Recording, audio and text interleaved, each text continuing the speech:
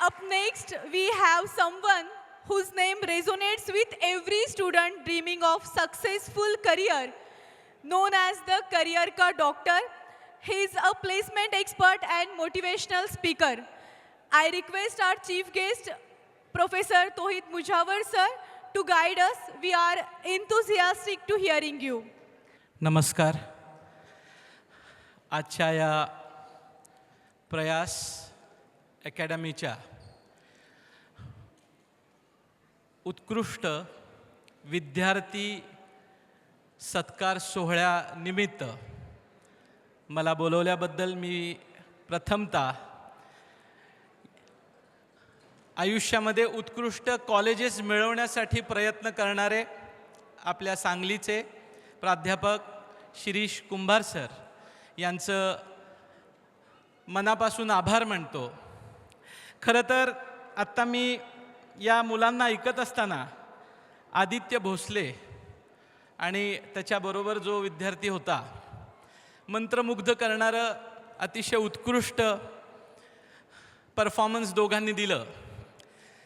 तर माझं नाव लौकिक मोटिवेशनल स्पीकर असं आहे. तर म्हटलं आधी बोलण्याआधी स्वरातच का आहेत, त्यालाच थोडंसं मोटिवेशन देण्यासाठीचे म्हणून माझ्याकडं एक चांगल्या 4 ओळी होत्या. त्या आपण इतकं चांगलं आदित्यसारखं तर आवाज नाही, पण प्रयत्न करतोय, तुमची साथ असावी.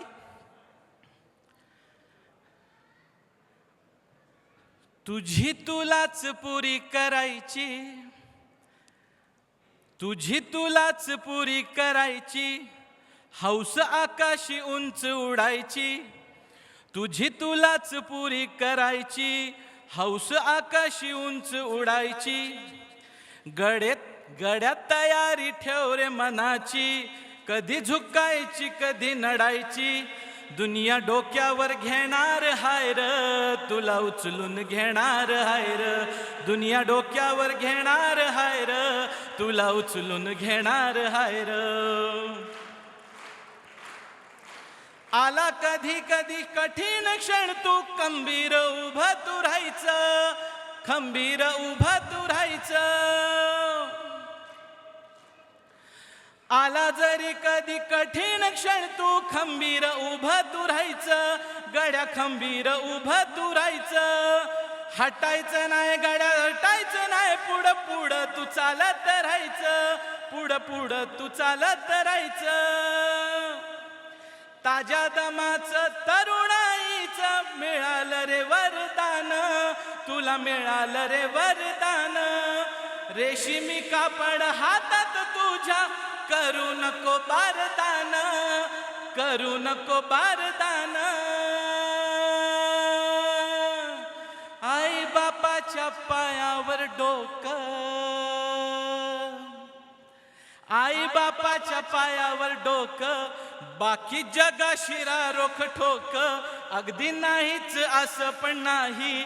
साथीला शिल्लक चांगली लोक. सलामी झुकून सलामी ठोकून, सलामी वाकून देणार हाय र, तुला उचलून घेणार हाय र. दुनिया डोक्यावर घेणार हाय र, तुला उचलून घेणार हाय र. धन्यवाद.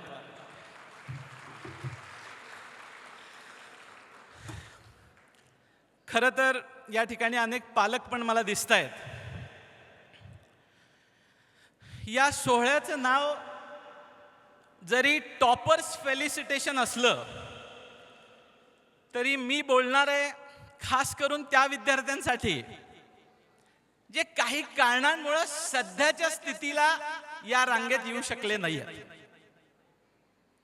म्हणून या टॉपर्सची किंमत नाही असं नाही, म्हणून या टॉपर्सनी मिळवलेलं स्थान त्याला काही व्हॅल्यू नाही असं नाही. पण माझ्या बोलण्यातनं ही गोष्ट तुमच्यापर्यंत मला पोचवायची आहे की life is not a 100 metre race students, life is a marathon. आज सध्या ज्यानं तुम्हाला मागं टाकलं आणि जो पुढं आहे दिसतोय, तोच या जगाच्या लाईफमध्ये पहिला येईल असं ज्याला वाटत असेल आणि त्यानं ठरवलं की now I quit, he is a loser.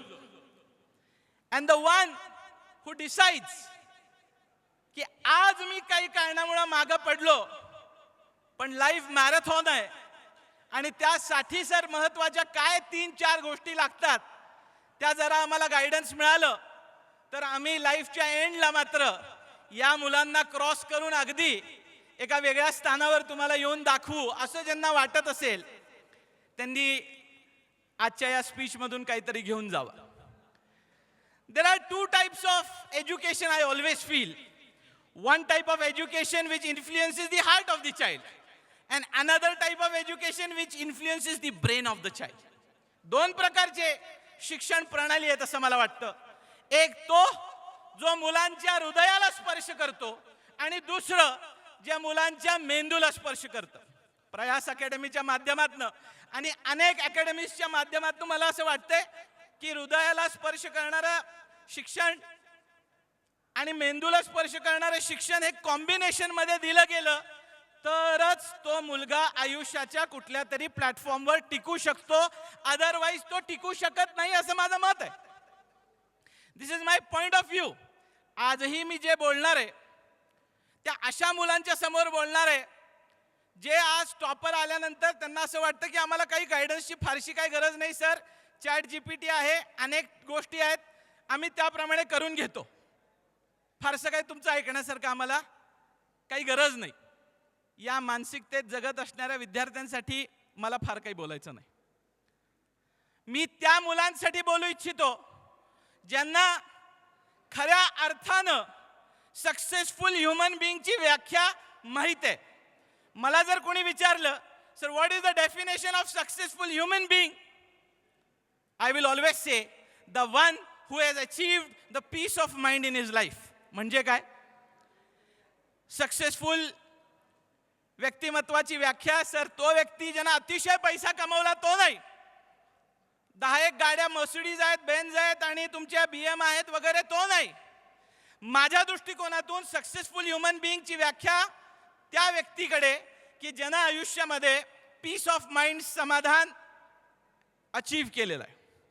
आता तुम्ही म्हणाल सर समाधान म्हणजे छोट्याशा सक्सेसवरती समाधान मानलं तर झालं का? मी तो समाधान म्हणत नाहीये. I am saying about for an outstanding career you need to be an outstanding human being first. एक उत्कृष्ट करियर अचीव करण्यासाठी एक उत्कृष्ट व्यक्तिमत्व असणं गरजेचं आहे. तुम्हाला असं वाटेल सर काय गरजेचं आहे? आम्ही वेगवेगळ्या मार्गाने अतिशय उत्कृष्ट आउटस्टँडिंग करियर बनवणारी लोक बघतोय, टीव्हीवर बघतोय, राजकारण्यांना बघतोय, विजय माल्यासारख्या लोकांकडे बघतो, ललित मोदींसारख्या लोकांकडे आम्ही पाहतो उत्कृष्ट करियर. तर ज्यांची विचारसरणी यासारख्या लोकांच्या उत्कृष्ट करियर संदर्भात असावी मी त्याबद्दल बोलत नाही. I am talking about a career ज्याच्यामध्ये ज्या मुलांना सुरुवातपासून मूल्य शिक्षणाचा बेस आणि फाउंडेशन दिला गेला. आई वडिलांचे असे संस्कार की नीटच्या सुरुवातीच्या परीक्षेला मार्क कमी पडले म्हणून एक मुख्याध्यापक आटपाडीचा बेदम मारहाण करतो आणि इतकं मारतो की ती जिवंतच राहत नाही. मी अशा संस्काराबद्दल बोलत नाही, मी अशा फाउंडेशन बद्दल बोलत नाही, मी अशा एखाद्या अकॅडमीच्या प्राध्यापक आणि मुख्याध्यापकांबद्दलही बोलत नाही की जिथं आउटस्टँडिंग करिअरची व्याख्या 720 पैकी 710, 715, 719 मार्क मिळवण्यासाठी म्हणून धरली जाते. सीईटीला आउट ऑफ आउट 99.99 ज्याला पडले तो आउटस्टँडिंग करिअर, ज्याला JEE आणि नीट सारख्या एक्झामिनेशनला जो पहिल्या 10 आणि 15 क्रमांकात आला त्याचं आउटस्टँडिंग करिअर. मी याबद्दल म्हणत नाही. आउटस्टँडिंग करिअरसाठी त्या व्यक्तीची आउटस्टँडिंग ह्युमन बीइंग, आउटस्टँडिंग व्यक्तिमत्वाचा फाउंडेशन असणं अत्यंत गरजेचं आहे असं मला वाटतं. आणि हे जर नसेल तर काय होईल असं जर आपण थोडं खोलावर गेलो तर मला तुम्हाला एक उदाहरण द्यावंसं वाटतं. एक अतिशय मी एक पुस्तक वाचत होतो, त्या आर्टिकलमध्ये मेन्शन्ड होतं एक अतिशय उत्कृष्ट न्यूरोसर्जन म्हणजे आपल्या जिल्ह्यातले जसे मोठमोठे न्यूरोसर्जन्स आहेत त्यापेक्षाही एक मोठा उत्कृष्ट न्यूरोसर्जन जो देशात पहिल्या 5 क्रमांकामध्ये आहे, त्याची कधीही सर्जरी फेल गेली नाही असा एक न्यूरोसर्जन आपल्या हॉस्पिटलमध्ये बसला होता. त्या पुस्तकात लेखक म्हणतो की रस्त्यावरती एक हिंदीतलं पुस्तक होतं की रस्त्यावरती एक मुलगा पडलाय डोक्यावरती आणि एक दुसरा मुलगा त्याला जाताना बघतो. तो म्हणतो की अरे हा ब्लिडिंग व्हायला लागले आणि आपल्याला डॉक्टर बघावं लागेल. तर कोण म्हणतं की जवळच एक न्यूरोसर्जन आहेत, फलाना फलाना आहेत आणि त्यांना जाऊन तुम्ही कॉन्टॅक्ट करा आणि मुलाचा जीव वाचेल. तो गाडी काढतो, त्या न्यूरोसर्जनच्या हॉस्पिटलमध्ये डायरेक्ट घुसतो आत, सिक्युरिटी वगैरे सगळी तोडतो आणि आत गेल्यानंतर त्या न्यूरोसर्जनचे हात जोडतो. म्हणतो की रस्त्यावरती एक मुलगा पडलाय डोक्यावरती आणि ब्लिडिंग होतंय सर, आणि मी असं ऐकलं की तुम्ही एक उत्कृष्ट न्यूरोसर्जन आहात, जरा आपण जाऊन त्याला हॉस्पिटलाइज्ड केलं किंवा थोडंसं काय हे केलं तर आपण. हे आर्टिकलमध्ये लिहिलेलं मी गोष्ट तुम्हाला फक्त सांगतोय. सिच्युएशन काय आहे अशी आहे, एखादा नीटचा टॉपर यातही बसला असेल, ज्यावेळी तो ॲक्च्युअल MBBS होतो, MD होतो, सर्जन होतो, पहिली शपथ काय घेतो की मी कोणत्याही परिस्थितीमध्ये जीव वाचवेन, कोणत्याही परिस्थितीमध्ये. ही त्याची ओथ मधली महत्वाची ओथ असते. पण हा डॉक्टर म्हणतो त्या व्यक्तीला, how day you come inside, तुझी हिंमत कशी झाली आत यायची. मी इतका मोठा न्यूरोसर्जन आहे, या देशातल्या पहिल्या 5 क्रमांकामध्ये माझं नाव येतं. माझी अपॉइंटमेंट घेण्यासाठी 6-6 महिन्याचं वेटिंग असतं आणि मग मी फक्त परदेशातल्या लोकांना महिना 2 महिन्यानंतर जातो बघायला आणि तुम्हाला रस्त्यावर येऊन बघ म्हणतोयस. तो म्हणतो की मला तुम्ही किती मोठे आहात काय माहिती नाही, मला फक्त एवढं कळते की तुम्ही डॉक्टर आहात, मेंदूशी संबंधित तुम्ही डॉक्टर आहात आणि मला असं कळलं की तुम्ही येऊन बघितलं की त्याचा जीव वाचेल. आर्टिकल रायटर त्याच्या पुस्तकात लिहितो, या दोघांच्या संभाषणामध्ये खूप वेळ गेलेला असतो, त्या मुलानं तिथं जीव सोडलेला असतो. पण हा काय ऐकत नाही. हा म्हणतो तुमची किती फी आहे, काय असेल ते 1 लाख 2 लाख मी द्यायला तयार आहे, तो मुलगा माझा कोणी नाही, पण मला असं वाटतं की त्याचा जीव वाचावा. ही गाडीची चावी आज डिपॉझिट म्हणून ठेवा, गाडीत बसा सर, चला त्याचा जीव वाचूया. दोघं जण मिळून त्या गाडीत बसतात आणि त्या चौकात पोचतात आणि तो डॉक्टर त्या मुलाला असा टर्न करून बघतो. तो डॉक्टर वेडा होतो, क्योंकि वो उसी की एकलौती औलाद है जिसको वो बचा नहीं पाया. कहने का मकसद क्या है, what is the moral of the story. 720 पैकी 719 मार्क मिळवून उत्कृष्ट डॉक्टर, न्यूरोसर्जन, MBBS, MD तुम्ही नक्की व्हाल. पण ज्यावेळी, आणि तुम्ही अगदी असं म्हणूया त्या डॉक्टरच्या बाबतीत माहिती काढण्यात आली तर तो देशातला खरंच पहिल्या 5 क्रमांकामध्ये होता. तो शाळेचा गोल्ड मेडलिस्ट होता, तो कॉलेजचा गोल्ड मेडलिस्ट होता, तो त्या अकॅडमीचा गोल्ड मेडलिस्ट होता. अशाच अकॅडमीमध्ये त्याचा मोठा सत्कारही झाला होता, असाच एखादा फेटा घालून त्याचंही कौतुक झालं होतं, सगळं काही झालं होतं. बट जब बात इंसानियत की आई तो 0 मार्क्स मिले, 0, क्योंकि खुद की औलाद की जान को बचा नहीं पाया. What is the moral of the story, students? For an outstanding career, you need to be an outstanding human being first. तुमच्याकडे जर या मूल्य शिक्षणाचा बेस नसेल, तुमचा हृदय सेन्सिटिव्ह किंवा तुम्ही सेन्सिटिव्ह संवेदनशील व्यक्ती नसाल, तर तुम्ही खास करून या डॉक्टरी पेशाला तर अजिबात जाऊ नका. जो व्यक्ती, मी कुंभार सरांना आव्हान करीन, तुमची एक टेस्ट ठेवा सर, नीटसाठीची परीक्षा आणि नीटसाठी मुलं जी ॲडमिशन घेतात ती संवेदनशील आहेत का नाही ह्याची टेस्ट ठेवा सर. आणि जर हे संवेदनशील नसतील आणि फक्त 710, 715, 700, 750 मार्क मिळवून एखादं मोठं कॉलेज मिळवण्याचं फक्त स्वप्न आणि त्यातनं पैसा आणि त्यातनं काही सोशल वर्क नाही, ही मुलं त्यांच्या मुलांनाही वाचवण्याच्या लायकीची राहणार नाहीत sir. This is my point of view. माझं चुकेल, मी म्हणत नाही की माझं पॉइंट ऑफ व्ह्यू हे अगदी बरोबरच आहे.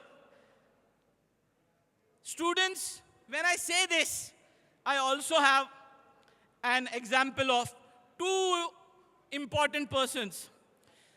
1920च्या काळामध्ये एक मोठा चोर होऊन गेला, अर्थर बेरी नावाचा. म्हणजे भारतामध्ये त्याचा मूवी निघाला. काही जुनी लोक इथं बसलेली असतील पालकांपैकी, तर देवानंदचा ज्वेल थीफ पिक्चर पाहिला असेल. तर तो ज्वेल थीफ पिक्चर भारतामधला अमेरिकेतल्या अर्थर बेरीवर निघालेला आहे. तुमच्या माहितीसाठी फक्त सांगतोय. आता अर्थर बेरी एवढा मोठा चोर, ग्लॅमरस चोर का ठरला हो? त्याचं कारण काय? चोरीमध्ये त्याची जी स्किल सेट तो लावायचा अतिशय आउटस्टँडिंग होते, कधीही सापडायचा नाही आणि एकटाच चोरी करायचा. सगळे अडाणी अंबानी अशा मोठमोठ्या लोकांच्या घरीच जाऊन चोरी करायचा. साधं कुंभार सर, मुजवर सर आणि इथं बसलेल्या सामान्य लोकांच्या घरी त्यांना कधी चोरी केली नाही. सगळे उत्कृष्ट टॉप लेवलचे जेवढी लोक आहेत त्यांच्या घरी अमेरिकेत त्यानं चोरी केला. एके दिवशी त्याचं डाव्या पायावर गोळी लागली, गुडघा फुटला, चिंध्या झाला गुडघा आणि त्याला जेल झाली. 18 वर्ष तो जेलमध्ये होता. लोकांची तुडुंब गर्दी झाली बघायला आर्थर बेरीला, कारण रोज पेपरला ह्याचं घर फोडलं, रोज पेपरला त्याचं घर फोडलं, पोलीस पकडू शकत नाही आहेत. सगळ्या गोष्टी म्हणजे it was absolute every days headlines of the news, Arthur Berry, Arthur Berry. आणि मग एके दिवशी सापडल्यानंतर 18 वर्ष पूर्ण झालीत आणि आता जेलमधनं जसं सुटणार, आणि आपल्या भारतात कसं सलमान खान जेलमधनं सुटत असताना ढीगभर मीडिया जमा झाली होती, प्रत्येक जण टीव्ही चॅनलला बसलं होतं, तसं अमेरिकेत आर्थर बेरीला बघण्यासाठी ही गर्दी झाली. सरकारनं निर्णय घेतला या गर्दीला पांगवण्यासाठी की आर्थर बेरीची सरकारी शासनाकडनं एक कार्यक्रम घेतला जाईल, इंटरव्ह्यू घेतली जाईल आणि त्यासाठी तिकीट ठेवण्यात आलं. हजारो डॉलरला एक एक तिकीट विकण्यात आलं. कुणाची इंटरव्ह्यू? कुठल्या थोर व्यक्तीची नाही, तर आर्थर बेरी एवढ्या ग्लॅमरस चोराची इंटरव्ह्यू ऐकण्यासाठी हजारो रुपयाचे डॉलर्सचं टॅक्सच्या माध्यमातून सरकारनं गोळा केलं आणि इंटरव्ह्यू सुरू झाली. भयानक मोठा ग्राउंड, अशी पब्लिक, हजारो लाखो पब्लिकने. आणि पहिला प्रश्न आर्थर बेरीला विचारलं, त्यानं त्याच्या पुस्तकात लिहिलेला आहे. काय प्रश्न विचारला? पहिला प्रश्न तुम्हाला विचारण्यात येतो की तुम्ही तुमच्या आयुष्यातली सगळ्यात मोठी चोरी कुठे केली? समोर बसलेल्या पहिल्या रांगेमध्ये अडाणी अंबानींसारखी मोठमोठ्या पैशाची तिकीट घेऊन, first class ticket, premium ticket, platinum ticket असे घेऊन बसलेली लोकांच्या मध्ये चर्चा सुरू झाली. माझं नाव घेईल, तो म्हणायला लागला माझं नाव घेईल, तो म्हणायला लागला माझं नाव घेईल. याच्यातून आर्थर बेरी म्हणाला, तुम्हाला खरं ऐकायचं आहे का? तो अँकर म्हणाला, हो आम्हाला खरं ऐकायचं आहे. ते म्हणाले, मी सगळ्यात मोठी चोरी माझ्या घरात केली. कुणाला काही कळे ना, सगळ्यात मोठी चोरी, हा तर चोर, ह्याच्या घरात काय असणार, हा का असं का बोलतोय? आर्थर बेरी त्याच्या पुस्तकातल्या त्या महत्वाच्या आर्टिकलला मी आज इथं बसलेल्या सगळ्या टॉपर्सना हायलाईट करू इच्छितो. तो म्हणाला, मी ज्या शाळेत शिकलो आणि ज्या कॉलेजमध्ये शिकलो त्या ठिकाणी मला नेहमी माझ्या कलेच्या बाबतीत आणि माझ्या स्किल्सच्या बाबतीत खूप कौतुक व्हायचं. मी माझा स्किल सेट मात्र तो पूर्ण चोरीमध्ये वापरला. त्यामुळं एखाद्या मुलाच्या आयुष्यामध्ये सगळ्यात उत्कृष्ट स्किल असताना चुकीच्या ठिकाणी वापरणे सुद्धा त्याच्या करिअरची चोरी आहे, असं तो म्हणाला. मी आज एक मोठा शास्त्रज्ञ होऊ शकलो असतो, मी आज एक मोठा गायक होऊ शकलो असतो, मी आज एक मोठा अँकर होऊ शकलो असतो, डायरेक्टर होऊ शकलो असतो आणि काय काय, पण माझे महत्वाचे 18 वर्ष जेलमध्ये गेलीत. तर मग मी सांगा ना, चोरी सगळ्यात मोठी कुणाच्या घरी केली? आर्थर बेरीचे वाक्य आहेत. आणि दुसरं उदाहरण, इमॅन्युअल निंगर हा एक आर्टिस्ट होता, पेंटिंग आणि आर्ट करणारा व्यक्ती. इतका उत्कृष्ट पेंटिंग आणि आर्टिस्ट की त्यांना त्याच्या लक्षात आलं की आपण इतकं भारी पेंटिंग करतो, आपण नोटा छापूया. डॉलर्स छापायला सुरुवात केली आणि डॉलर्स इतके उत्कृष्ट छापायचा की अनेक वर्ष त्याच्या डॉलर्सला कुणीही शंका आली नाही आणि त्या डॉलर्स तो बाजारामध्ये जाऊन द्यायचा, खरेदी करायचा, पैसे द्यायचा आणि यायचा वगैरे.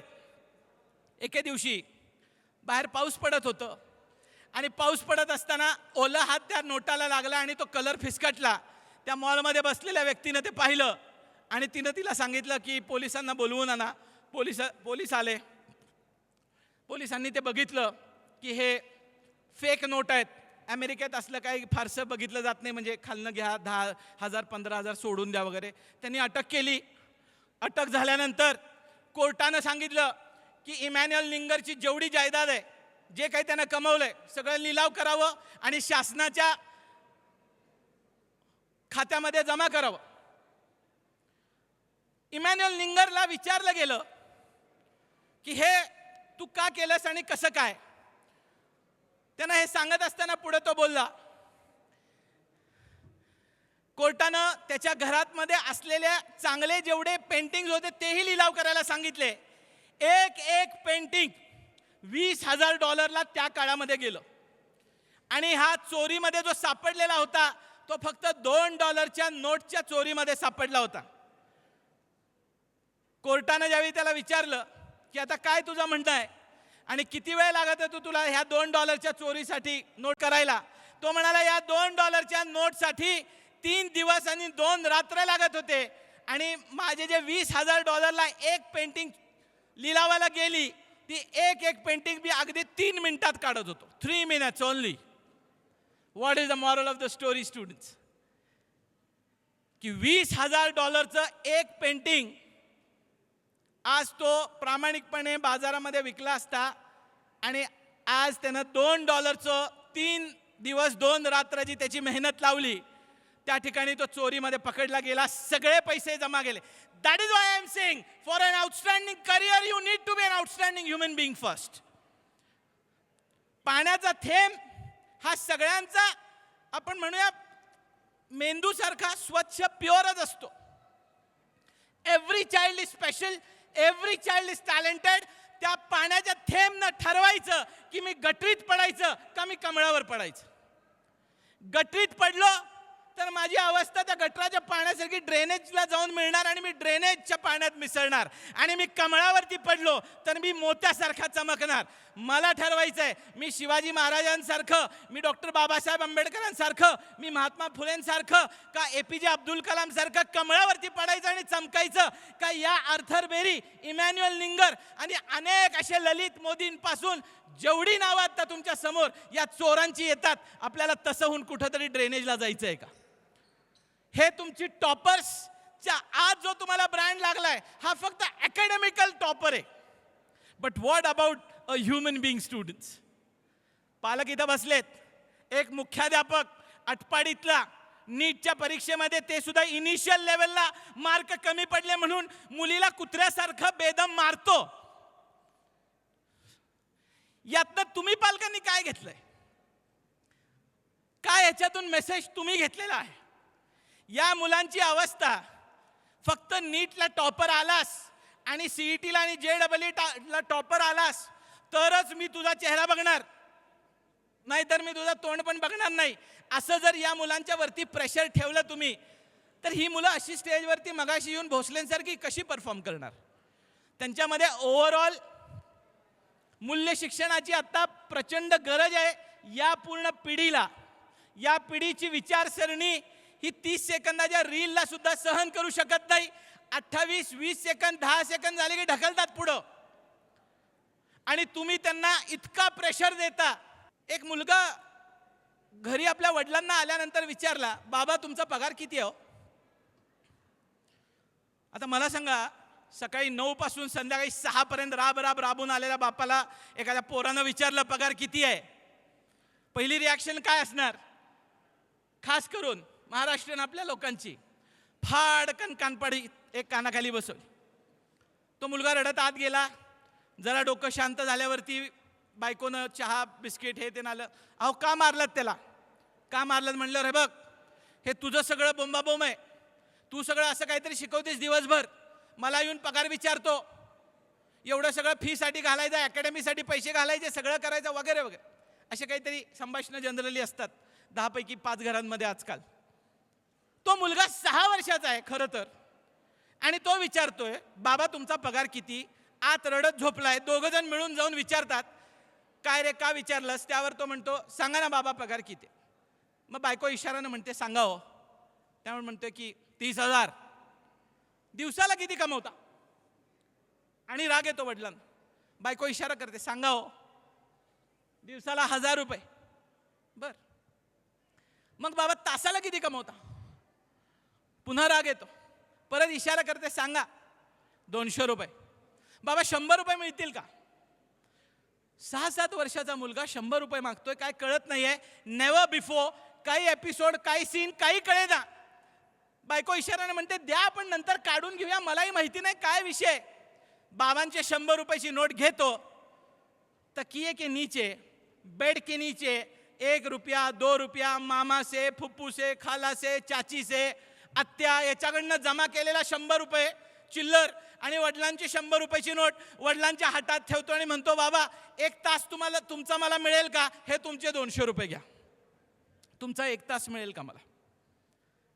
ये कैफियत है बच्चों की कि उनको उनके माँ बाप को उनके लिए वक्त ही नहीं है, बाकी दुनिया के लिए पूरा वक्त है, लेकिन 1 घंटा देने के लिए टाइम नहीं है। तो जब बच्चे के जहन में ये बात पहुंच गई की मेरा बाप सिर्फ पैसे कमाता है, तर इथं बसलेल्या पालकांना मला आत्ता अलर्ट करायचं आहे, ज्यावेळी ते पैसे कमवायला लागतील तुम्ही वृद्धाश्रममध्ये असाल आणि मग रडायचं नाही, मग माझ्याकडे घेऊन यायचं नाही, म्हणजे माझ्यासारख्या अनेक काउन्सिलर्सकडे घेऊन यायचं नाही, सर मुलगा ऐकत नाही, सर मुलगा परदेशातच राहतो म्हणतोय, सर इथं त्या येतच नाही, तिथंच मुलगी पसंत केलाय, तिथंच लग्न केलं, आम्हाला बोलवलं पण नाही आणि तुम्ही तुमचं इथं काय असेल ते बघा म्हणतो। हे का, ही परिस्थिती का ओढली की तुम्ही फक्त टार्गेट नीट आणि JEEचं दिलं, तुम्ही त्याला माणूस होण्याचं टार्गेटच दिलं नाहीत। मला पालकांना आव्हान करायचं आहे की तुम्ही तुमच्या मूल्य शिक्षण तुमच्या आई वडिलांनी तुम्हाला दिलेलं, जर हा बेस त्या मुलांना दिला नाही तर ते कदाचित एक उत्कृष्ट टॉपर नक्कीच होतील, पण मग तुम्हाला बघण्यासाठीची जी संवेदनशीलता त्यांच्यामध्ये या पिरियडमध्ये असते, जरूर असते, त्याला जर खत पाणी मिळालं नाही तर ती मरून जाईल। ते संवेदनशीलतेचं झाड एकदा मेलं तर तुम्ही मात्र आयुष्यभर रडतच राहायचं, याच्या पलीकडं दुसरं आयुष्य तुमचं मला माझ्या डोळ्यासमोर दिसत नाही। दुसरं उदाहरण मला तुमच्या समोर द्यायचं, माझी एक मुलगी आहे खदिजा, छोटी आहे। ज्यावेळी मी अक्कलकुवा नंदुरबारला ॲज अ एक्झिक्युटिव्ह डायरेक्टर म्हणून एका संकुलावरती काम करत होतो, मी ऑफिसमध्ये असताना माझ्या चेअरमनशी बोलत असताना ती पळत आली आणि तिनं माझं पॅन्ट असं ओढलं, शर्ट ओढलं, अब्बा, आता मी फोनवर बोलतोय, माझं रिॲक्शन 2 पद्धतीनं असलं पाहिजे की हे काय असं का, आणि मी एकतर कानाखाली लावली पाहिजे वगैरे, पण तसं काही मी केलं नाही। मी साहेबांचा फोन त्यांना हे आदरानं सांगून कट केला, साहेब मी तुम्हाला 1-2 मिनिटात कॉल बॅक करतो। मी कट केला आणि त्यांना परत कॉल बॅक केलं, खदिजाकडे पाहिलं, tell me Khadija what happened, she her reaction that's it, काही नाही, परत पळत गेली। थोड्या वेळानंतर पुन्हा मी बोलत होतो, पुन्हा आली, पुन्हा शर्ट ओढला, अब्बा अब्बा, आणि मग परत मी फोन काहीतरी कारण सांगून कट केला आणि तिनं सांगितलं, अब्बा मैंने ये किया आज, बस बाकी काही विषय नव्हता दुसरा। Now again I have 2 ways of reacting to my child. One, जाए जल्दी फोन पर बात करने का मेरे को, निकल this, but I didn't do that. I said wow Khadija excellent my child, तिला मुक्का घेतला, तिला जवळ घेतला आणि तिचं खूप कौतुक केलं। खरं तर असं काही नीटला टॉपर आली नाही आहे, JEEला टॉपर आली नाही आहे, काय केलंय, पहिली उडी फक्त आयुष्यातली एवढी करून दाखवली आहे, पण तिच्यासाठी ती पहिली उडी खूप महत्त्वाची। माझ्या वडिलांना मी दाखवल्यानंतर माझे वडील, माझे पालक माझ्या बरोबर उभे राहतात, माझं कौतुक करतात, मला वाव असं म्हणतात आणि खूप चांगलं असं म्हणतात, म्हणून मी माझ्या पालकांना मोठं, त्यांचं आयुष्य मोठं किंवा त्यांच्यासाठी चांगले दिवस देण्यासाठी म्हणून मी चांगलं शिक्षण घेणार, ही भावना त्याच वेळी रुजवली जाते। हे जर मी केलं नाही तर मी काहीही केलं तर माझ्या आई वडिलांना काही फरक पडत नाही, ही गोष्ट त्यावेळी जर तिच्या मनात एकदा घर केली तर तिनं कधीही आयुष्यात काही मोठं केलं तुम्हालाही काही फारसा फरक पडणार नाही आणि तिलाही नाही, आणि ती कधी करणारच नाही। This is the age of the child, starting from 5 years absolute to the 14 years of age, जिसमें उसका वेट सीमेंटिंग है, सीमेंटिंग फेज है, जिथं तुम्ही तिला मोल्ड करू शकता, त्याला मोल्ड करू शकता। एकदा तो फेज सेटिंग टाइम बदलला, कॉन्क्रीटचा एक सेटिंग टाइम असतो, ही जे स्ट्रक्चर उभं झालेलं आहे, हे अगर मला मोल्ड करायचं असेल, बीम करायची असेल, कॉलम करायचा असेल, स्लॅब करायचा असेल, तर त्याचा मोल्डिंग पिरियड आहे, तेवढ्या वेळेतच मी ते बदल करू शकतो। त्यानंतर एकदा ते कडक झालं आणि मी बदलायला गेलो तर त्याला ड्रिलिंग मशीन लावावी लागते, त्याला फोडावं लागतं, त्याला अगदी बॉम्ब लावावे लागतात, ब्लास्टर्स लावावे लागतात आणि त्याचं नुकसान होतं. तसं तुमच्या मुलांच्या आयुष्याच्या या संवेदनशीलतेचा एक पिरियड असतो. त्या पिरियडमध्ये या सगळ्या गोष्टी तुम्ही रुजवल्या नाहीत तर अनेक वर्षानंतर हे स्ट्रक्चर कसं उभं आहे तसं त्यांचं मेंदूही स्ट्रॉंग, कठीण, टफ होतं आणि तुम्ही हातपाय जरी त्यांच्यासमोर जोडला, तुम्ही लोळला जरी त्यांच्यासमोर, तरी देखील ते तुमच्याकडे ढुंकून पाहत नाहीत. या गोष्टी मी पोलीस स्टेशनला अनेक केसेसमध्ये पाहिलेत डोळ्यानं, की बाप असा पदर किंवा आपण म्हणूया त्याचा जे काही शर्ट आणि असा घेऊन थांबलेला असतो मुलीच्या समोर आणि मुलांच्या समोर, की असं करू नकोस बाळा, असं वागू नकोस, आणि मुलगी अशी थांबलेली असते. हे कधी होतं? या सिच्युएशन्स कधी निर्माण होतात? या सगळ्या सिमेंटिंग पिरियडच्या मधून ती मुलं क्रॉस केल्यानंतर होतात. मला ही गोष्ट पालकांना मुद्दामून आवर्जून सांगावीशी वाटली म्हणून मी ही नमूद केली. फक्त आटपाडीचंच उदाहरण का हो? अशा उत्कृष्ट मोठमोठ्या फॅमिलींची पण उदाहरणं खरं तर समोर आली पाहिजेत. सांगलीच्या माजी कलेक्टर, पूर्ण खानदान आयुक्त, कलेक्टर, IAS IPS लेवलचा असलेला म्हैसकर फॅमिली मुलाला वाचवू शकली का हो? चौथ्या का 5व्या मजल्यावरून त्या मुलानं उडी टाकली. काय करायचे ते करोडो रुपये, काय करायचं ते पद, काय करायचं त्या अब्जो रुपयांच्या गाड्या, आणि तुमची प्रतिष्ठा शून्य होते तुमच्या समोर ज्यावेळी तुम्ही तुमच्या मुलाला वाचवू शकत नाही. समाजामध्ये वावरत असताना, जात असताना तुमचा प्रोडक्ट कसा आहे याच्यावरती तुमची मानाची, तुमची जी काही चेहऱ्याची उंची आहे किंवा प्रकाश आहे तो त्याच्यावरती ठरतो असं मला वाटतं. आज पद आहे, उद्या पद नसलं की लोक सलाम करत नाहीत. मग ते प्राध्यापक असतील, शिक्षक असतील किंवा आणि कुणी असेल, पंतप्रधान असले तरी सुद्धा पद गेले की फारशी किंमत राहत नाही. तर तुम्ही कशी तत्व पाळलीत, काय केलं, या जगासाठी काय दिलं इन रिटर्न, याच्या बेसिसवरती तुमच्या सगळ्या गोष्टी ठरतात. शेवटचा मुद्दा तुमच्याशी चर्चा करून थांबतो. मुलांच्या मध्ये सध्याच्या स्थितीमध्ये नेहमी मला असं वाटतं की विनर्सची व्याख्याच त्यांच्या लक्षात येत नाही. जर मला कोणी विचारलं, sir what is the definition of a winner, I will always say a loser who did not quit. आज ही जी मुलं फेटेवाली दिसत आहेत, आजच्या स्थितीला विनर आहेत, या मुली विनर आहेत. पण काही कारणामुळे बगैर फेटेच्या मागे बसलेली मुलं किंवा मुली जी आहेत, त्यांनी जर ठरवलं आज की काही काळानंतर पुढचा जो टप्पा आहे आयुष्याचा त्याच्यामध्ये मी विनर होणार आणि सातत्य ठेवणार, चांगला गायडन्स, आई वडिलांचा आशीर्वाद, देवावरती अतिशय विश्वास आणि हार्डवर्क करण्याची तयारी, या सगळ्यांचं कॉम्बिनेशन जर केलं तर तो, आणि हारायचं नाही कधी. 3 इडियट्सच्या पिक्चरमध्ये दाखवलंय. काय दाखवलंय? किती जणांनी 3 इडियट्स बघितलाय हो? हात वर करा जरा. 3 इडियट्स बघितलाय? मॅक्सिमम लोकांनी बघितलं. त्यामध्ये इंजिनिअरिंगला जाणाऱ्या मुलांसाठीचं एक अतिशय उत्कृष्ट पिक्चर असं मी मानतो. जेवढ्या मुलांनी इथं JEE आणि CET इंजिनिअरिंगची दिले त्यांनी आवर्जून तो पिक्चर पाहावा, आणि मी हे बोलल्यानंतर पुन्हा एकदा पाहावा, कारण तो अँगल नसतो आपला सुरुवातीला तो पाहत असताना. फार करीना कपूरच्या दृष्टीनंच अँगल असतो आपल्याला पाहत असताना तो मूवी. आता आपल्याला थोडंसं बेस वेगळा देऊन तो मूवी बघायचा आहे. काय दाखवलंय त्याच्यामध्ये? एक सीन असा आहे, अनेक सीन आहेत, त्यापैकीचा एक सीन मला तुम्हाला सांगायचं. एक मुलगा अतिशय हुशार, अतिशय टॅलेंटेड, कधी कुणाचं वाईट चिंतला नाही, बोलला नाही, काय नाही, एक मित्रही नाही, आणि तो त्याचा प्रोजेक्ट बनवतो. आणि प्रोजेक्ट बनवत असताना काही तांत्रिक अडचण येत असल्यामुळं डीनला जाऊन सांगतो की मला थोडा वेळ हवाय, थोडे दिवस हवेत. डीन म्हणतो कडक, तो त्याच्यामध्ये थोडासा एक नालायक डीन दाखवलाय. तो म्हणतो नाही नाही चालणार नाही, काय असेल ते आज 4 वाजेपर्यंत जमा करायचं, नाहीतर तुला हे वर्ष परीक्षेला बसायला मिळणार नाही वगैरे. तो टेन्शनमध्ये येतो, प्रेशरमध्ये येतो.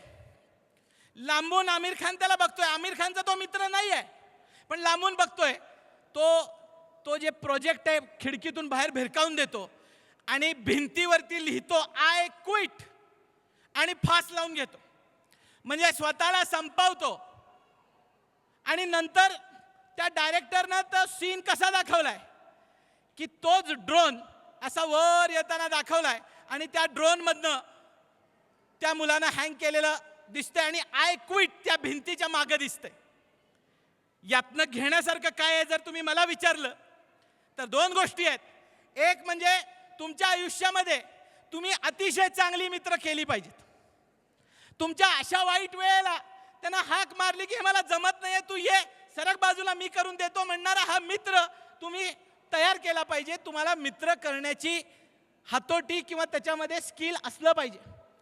माझ्याकडे काउन्सिलिंगला येणारे पालक ज्यावेळी मुलांना घेऊन येतात, 10वी झालेले 12वी झालेले मुलं, तर काही मुलं ॲटिट्यूडवाली बघितली मी, अशी बसलेले असतात. मित्र काय बरं, म्हणजे तोंडानं सांगायला सुद्धा होत नसते की त्याचा अर्थ असा असतो मला गरज नाही. त्याचा अर्थ असा असतो कारण त्याचे जे मार्क आहेत ते मी बघितलेले असतात, 90, 95, 98, 99 आणि असा बसलेला असतो. बरं, मित्र नाही, ठीक आहे. पण ज्या अशा सिच्युएशन्समध्ये मित्राची गरज लागणारच आहे त्यावेळी त्याच्यामध्ये दाखवलंय की त्या मुलानं फक्त आमिर खान सारखा एक मित्र पाळला असता, ठेवला असता, जोपासला असता, तर त्याचं ते जे काही ड्रोन आहे ते इझिली करेक्शन होऊन तो आज पास पण झाला असता, आयुष्य चांगलं जगलं असतं. IIT सारख्या इन्स्टिट्यूटचं दाखवलंय ते सगळं सीन. आणि दुसरं अजून एक सीन त्याच्यामध्ये की एखादी फील्ड निवडत असताना आमिर खानला 2 मित्र दाखवली आहेत. काय नाव आहे पहिल्याचं? राजू रस्तोगी आणि दुसरा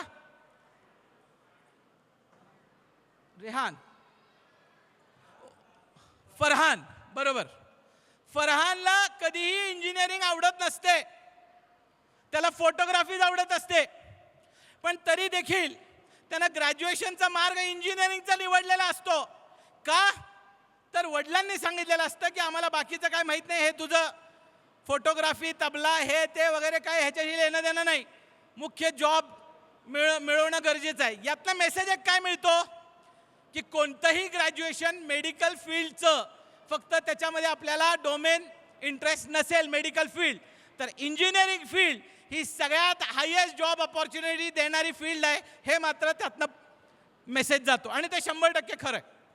मला या प्लॅटफॉर्मवरनं 11वी 12वी सायन्स घेणाऱ्या सगळ्या विद्यार्थ्यांचं अभिनंदन करायचं आहे की त्यांनी सायन्ससारखी फील्डमधनं आयदर मेडिकल किंवा आयदर इंजिनिअरिंगला जाण्याचा जो डिसिजन घेतलाय त्यापैकी त्यांना 10 पैकी 10 मार्क आहेत. कारण फरहान ज्यावेळी फोटोग्राफी करतो तर इंजिनिअरिंग कॅन्डिडेट फोटोग्राफी काय कलेनं करू शकतो हेही त्या पिक्चरमध्ये दाखवण्यात आलेलं आहे. तुम्ही काहीही आयुष्यात व्हा, पण तुमचं बॅकग्राऊंड ग्रॅज्युएशन जर इंजिनिअरिंग असेल तर तुम्ही ते काहीही अतिशय उत्कृष्टपणे करू शकता, हे माझं ठामपणे मत आहे. एक कॉमर्स, आर्ट्स आणि इतर गोष्टी ग्रॅज्युएशन करणारा व्यक्तीच्या तुलनेमध्ये एखादा इंजिनियर चहाचा गाडा सुद्धा अतिशय उत्कृष्टपणे चालवू शकतो. हरिभाऊ कुलकर्णी सांगलीचे, त्यांचा मुलगा हरमन चहाचं त्यानं आज ब्रँड निर्मिती केली. महाराष्ट्रात काय, महाराष्ट्राच्या बाहेर परदेशात सुद्धा त्यानं त्याचा ब्रँड चालवलाय. हे कसं शक्य झालं? त्यामुळं तुमची इंजिनिअरिंग किंवा तुमचं मॅनेजमेंटचा कोर्स तुम्ही कुठंही लावू शकता आणि तुम्ही एक ब्रँड निर्मिती करू शकता. हे म्हणून सायन्सचा एज्युकेशनच्या माध्यमातूनच होऊ शकतं मॅक्सिमम वेळा. सो व्हेन आय से दिस, त्याच्यामध्ये आमिर खानच्या पूर्ण कॅरेक्टरकडे पाहता 2 पद्धतीने आपण बघूया. एक, आपल्याला करिअरमध्ये नेमकं काय आवडतं हे पाहून करिअरची चॉईस करावी, किंवा मला ते आवडत नाही असं नाही म्हणून पण ते करिअर निवडलं तरी चालतं. म्हणजे उदाहरणार्थ मला इंजिनिअरिंग बद्दल काहीच माहिती नाही, म्हणजे याचा अर्थ मला आवडत नाही हेही माहिती नाही, मग निवड, काय अडचण नाही. आणि दुसरा मुद्दा, तो कोर्स, तो ग्रॅज्युएशन केल्यानंतर त्या ग्रॅज्युएशनच्या कोर्स नंतर हायेस्ट अपॉर्च्युनिटीज असलेलं कोणतं ग्रॅज्युएशन आहे हे पाहून ते करिअरचं चॉईस करावं, आणि ते म्हणजे इंजिनिअरिंग. एक आहे मेडिकल फील्ड आणि एक नॉन मेडिकल. मेडिकल फील्डमध्ये उदाहरणं आहेत, MBBS आहे, BMS आहे, BDS आहे, BHMS. ही फील्ड कम्प्लिटली वेगळी आहे. या ज्या मुलांना सुरुवातपासून बायोलॉजीची आवड आहे त्यांनी ही फील्ड सोडू नये. जे मुलं पेशंट ज्यांचं नाहीच आहे, ज्यांना अभ्यास करायला आवडतच नाही, बसायला आवडत नाही, 2-2, 3-3 तास बसू शकत नाहीत, मगिंग अप म्हणजे पाठांतर आवडत नाही, त्यांनी मेडिकल फील्डला जाऊ नये. इंजिनिअरिंग ज्यांचं मॅथ्स अतिशय चांगलं आहे, ज्यांना सायन्समध्ये आवड आहे, आणि मी तर इथपर्यंत म्हणेन सायन्समध्ये आवड नसताना देखील सायन्स फील्ड तुम्ही निवडायची, आणि तुमचं ग्रॅज्युएशन इंजिनिअरिंग करून तुम्हाला काय करायचं तुम्ही करू शकता, असं माझं मत आहे. आणि त्यामध्ये मोठा होऊन, टॉपर होऊन आमिर खान त्याच्या आवडीचंच काम करतो. कोणत्याही एका मोठ्या इन्स्टिट्यूटमध्ये, कंपनीमध्ये 5 करोड 10 करोड CRचं पॅकेज घेऊन तो तिथं आयुष्य काढत नाही, असं दाखवलेलं नाही आहे. काय दाखवलंय तर आपल्या गावामध्ये, एका छोट्याशा गावात तो सायन्सच्या माध्यमातून तो छोटासा एक प्राध्यापक होऊन लहान मुलांना वेगवेगळे रिसर्च आणि सायन्सच्या माध्यमातून सायंटिस्ट बनतो. समाधान. दुसऱ्याला बघितलं 5 कोटीचं पॅकेज आणि मी इथं फक्त ₹1,00,000 कमवतो, 50,000 कमवतो, आणि काय करतोय तर गावामध्ये एक छोटासा शास्त्रज्ञ म्हणून आहे, पण त्यामध्ये जर त्याला सुख असेल, पीस ऑफ माइंड असेल, सॅटिस्फॅक्शन असेल, तर तो एक सक्सेसफुल ह्युमन बिईंग आहे माझ्या दृष्टिकोनातून. त्यांना ते 5 CR आणि 10 CRचीच कंपनी मिळवायला पाहिजे असं काही नाही. फरहानच्या बाबतीत ज्यावेळी त्याने इंजिनिअरिंग कंप्लीट केली आणि त्याची एक सातत्यानं त्याच्या डोक्यात होतं की मला फोटोग्राफरच व्हायचं आहे, तर तो शाहरुख खानचा पिक्चर आहे बघा एक, त्याच्यामध्ये एक वाक्य आहे शाहरुख खानच्या पिक्चरमध्ये, जिस चीज को तुम बड़ी शिद्दत से चाहो तो पूरी कायनात उसको मिलाने के लिए क्या करती है, एक साजिश करती है म्हणे, असं डायलॉग आहे. मला त्या डायलॉगवरती तुमचं लक्ष केंद्रित करायचं आहे. तुम्ही जरी तुमच्या आई वडिलांना वाटते म्हणून इंजिनियर झाला आणि तुम्हाला काहीतरी वेगळं व्हायचं होतं आणि डोक्यात ते ठेवलं आणि अनेक वर्षानंतर तुम्हाला ती संधी आपोआप चालून येते, असं त्या डायलॉगचा अर्थ आहे. की जिस चीज को तुम बड़ी शिद्दत से चाहो, पॅशनेट हो वो चीज करने की. मला नेहमी वाटायचं की मी माझ्या आयुष्यात एक शिक्षक व्हावं. वालचंद कॉलेज ऑफ इंजिनिअरिंगमधून ज्यावेळी मी पास झालो, पहिल्याच कंपनीमध्ये माझं सिलेक्शन झालं, Shapurji Pallonji and company limited. पहिली कॅम्पस प्लेसमेंट आणि पहिलं 66% होते मला ॲव्हरेज फायनल इयरला. पण ज्यावेळी 10वीला मार्क पडले, 10वीला मार्क ज्यावेळी माझ्या समोर आले, तर पालकांना अनेकांनी सांगितलं तर हे काय कामाचं नाही, ह्याच्याकडनं काही व्हायचं नाही, ह्याला काय कशात दुकानात बसवा. आमची बेकरी आहे, परिवार बेकरी सांगली. 50 वर्ष आम्ही या व्यवसायामध्ये आहे. या व्यवसायातच त्याला घाला. आणि बाबांनी निर्णय घेतला 10वी नंतर बास. माझ्या बहिणीने सांगितलं नाही बाबा आम्हाला कुणाला शिकवलं नाही, किमान याला शिकवा. 54% पडलेल्या 10वीच्या मुलाला काय शिकवू, असं ते म्हणाले. आणि आमच्या बाबांचे खूप चांगले मित्र चौगुले काका, आज ते वारलेत, ते नाही आहेत. चौगुले काका लठ्ठे एज्युकेशन सोसायटीचे सेक्रेटरी होते. ते म्हणाले इब्राहिम त्याला डिप्लोमाला घाल, आमचीच संस्था आहे लठ्ठे एज्युकेशन सोसायटी पॉलिटेक्निक, त्याला तिकडे घेल. मग आम्ही गेलो. सेक्रेटरी आलेत म्हटल्यावर प्राचार्य उठून इकडे बसले. नवले सर प्राचार्य होते. ते म्हणाले त्याला सिव्हिलला घाला, मी सिव्हिल डिपार्टमेंटमध्ये आहे आणि माझं लक्ष राहील वगैरे. पहिलं लेक्चर माझं सिव्हिलचं, आणि मला उभं केलं आमच्या चव्हाण मॅडमनी. मुजावर उभं राहा, असा हाईट कमी, गोंडस, आता ही मुलं आहेत तशी. आणि मला उभं केलं आणि म्हणाले का घेतलंय सिव्हिल. असा इकडं तिकडं बघायला लागलो, काही माहीत नाही इंजिनिअरिंग बद्दल. सिव्हिल हॉस्पिटल बद्दल काहीतरी असेल मॅडम, तुम्ही विचारा. आजही त्या मॅडम आहेत तिथं, चव्हाण मॅडम. आम्ही मुजावर सरांचं सेशन ऐकलं. कधी तुमची भेट झाली तर तुमच्या संस्थेतला हा विद्यार्थी तौहीद मुजावर, याला तुम्ही पहिला प्रश्न ज्यावेळी सिव्हिल का घेतलं विचारलं होतं तर त्यांना उत्तर काय दिलं होतं. सगळे हसले. मला मॅडमनी वर बोलवून घेतलं आणि मला विचारलं इन्सल्ट झाली का. म्हटलं हो मॅडम. मी खूप त्या बाबतीत म्हणजे कुणी काय बोलावं, कुणी काय चिडवावं, कुणी तर मला जिव्हारी लागतं आणि मी ठरवतो त्याला परतफेड करायची. मला म्हणले परतफेड करायची का? हो. या संस्थेमध्ये या कॉलेजमध्ये पहिल्या 3 क्रमांकात यायचं. पहिल्या 3 क्रमांकात मॅडम येऊ शकेन मी, येऊ शकतोस ठरवलंस तर. ठरवायचं म्हणले यू कॅन. मी पण म्हणलं I can and I will. 54% 10वीला असलेला, 44 मार्क गणितात असलेला विद्यार्थी ज्यावेळी फर्स्ट इयर, सेकंड इयर आणि थर्ड इयर पूर्ण करतो डिप्लोमाचा, कॉलेजमध्ये तर पहिल्या 3 क्रमांकात आलोच. महाराष्ट्रामध्ये Maharashtra state board of technical एज्युकेशनच्या पहिल्या 10 क्रमांकात मी आलो. First 10 amongst the entire Maharashtra. मला इथं बसलेल्या त्या मुलांना यातून तीच गोष्ट सांगायची आहे की life is not a 100 metre race, life is a marathon. आणि मग ज्यावेळी फायनल इयरला अतिशय उत्कृष्ट मार्क पडले तर महाराष्ट्रातलं VJTI आहे, महाराष्ट्रातलं कॉलेज ऑफ इंजिनिअरिंग पुणे, महाराष्ट्रातलं वालचंद, महाराष्ट्रातलं VIT, हे सगळे ऑप्शन माझ्या समोर होते. मी जर पहिलं ऑप्शन ते टाकलं असतं तर मला पहिलं मिळालं असतं. मी वालचंद पहिलं ऑप्शन टाकलं. मला आईला सोडून लांब जायचं नव्हतं. I was a home six student आणि वालचंद मिळवलं. वालचंदमध्ये 3 वर्ष माझी पूर्ण झाली इंजिनिअरिंगची, कारण डायरेक्ट सेकंड इयरला मिळालं ॲडमिशन. डायरेक्ट सेकंड इयरला डिप्लोमाला मार्क खूप जास्त लागतात comparatively to first year students. Final इयरला भोसलेसारख्या सर्व ॲक्टिव्हिटीजमध्ये मी भाग घ्यायचो. सिंगिंग, डान्सिंग, पथनाट्य, स्पोर्ट्समध्ये 4 इव्हेंट्स, असा कोणताही क्षेत्र नव्हता ज्याच्यामध्ये मी भाग घेतला नाही. पालक नेहमी म्हणायचे तुला काय करायचं कर, तुझ्याकडनं फारसं काय आम्हाला अपेक्षा नाही. माझ्या वडिलांना फायनल इयरपर्यंत कधी माहीत नव्हतं की मी कोणत्या कॉलेजला आहे आणि मला कोणतं डिपार्टमेंट आहे, काही नाही. मी असा पेपरनं आलो की मला म्हणायचं जा दुकानात बस. मग त्याचाही मला फायदा आज होतोय. मी आज आमचा धंदा, आमचा बिझनेस अतिशय उत्कृष्टपणे हँडल करू शकतोय. सांगण्याचा हेतू काय, फायनल इयरला जनरल सेक्रेटरी मी झालो माझ्या संस्थेचा. लोकलमध्ये पहिला general secretary of that institute of Walchand. And first company Shapurji Pallonji got recruited. माझे साहेब जे आज नाही आहेत, सायरस मिस्त्री, ज्यांचं मर्सिडीज बेंजमध्ये डेथ झाली मध्यंतरी, टाटासचे रतन टाटा नंतरचे पहिले चेअरमन, काही कारणामुळं त्यांना त्या पदावरनं राजीनामा द्यावा लागला. पण अशा व्यक्तीबरोबर पूर्ण भारतातून 90 मुलं सिलेक्ट झाली होती कुंभार सर.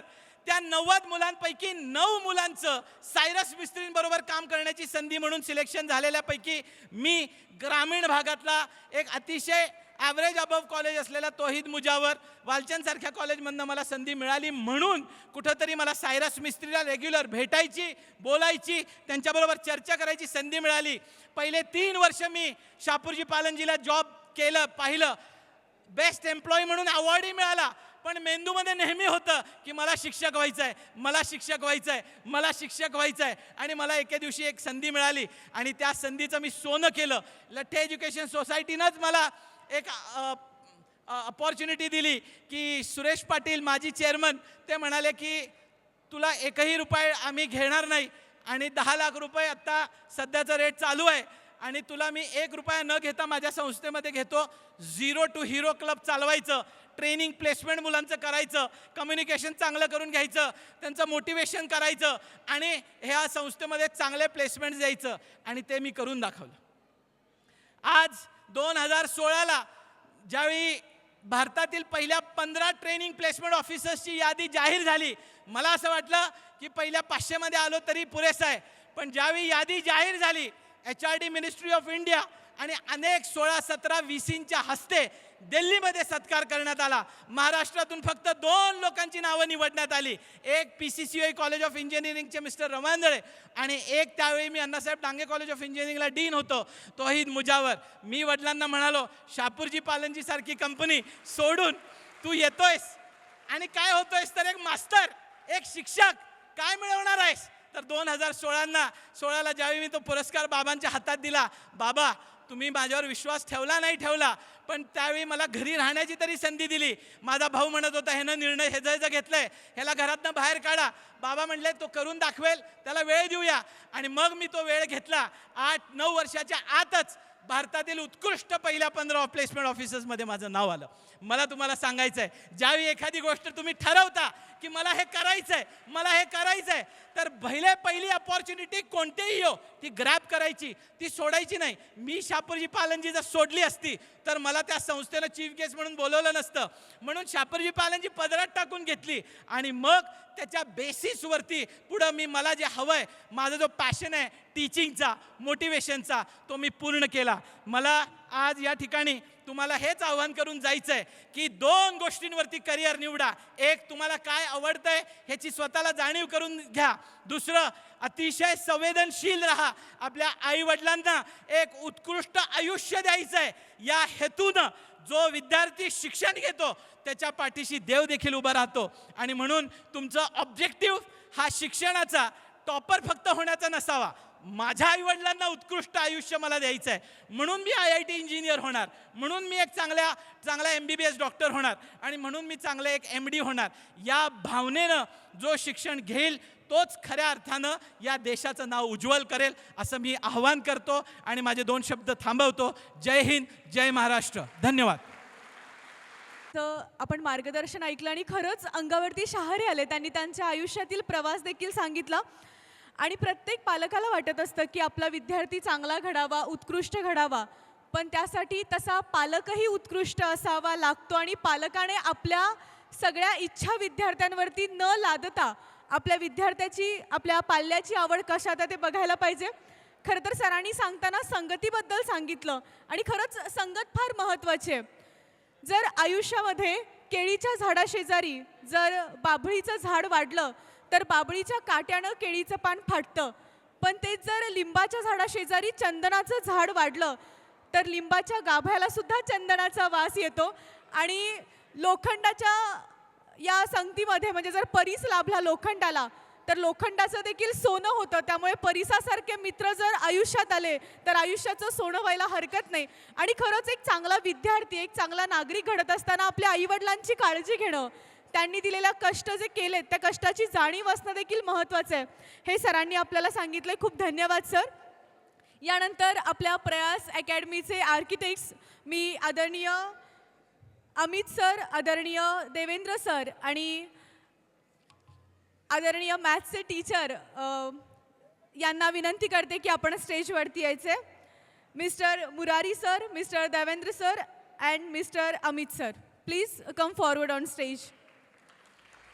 आणि ह्या टाळ्या लाडक्या विद्यार्थ्यांकडून लाडक्या शिक्षकांसाठी आहेत. मी सांगितलंही नव्हतं टाळ्या वाजवायला.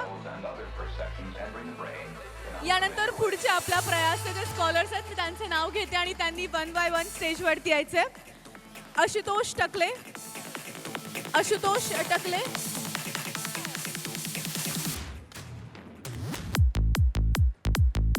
टाळ्या वाजवायला हरकत नाही विद्यार्थ्यांसाठी तुम्हाला.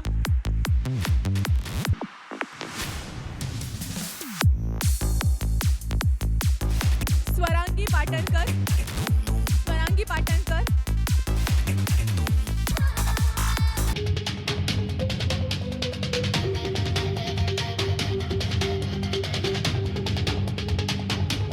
यानंतर विक्रांत धुमाळ,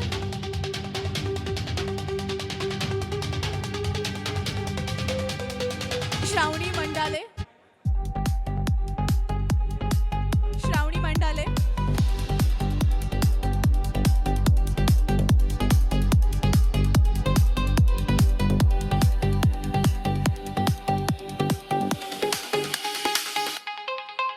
श्रेया माळी,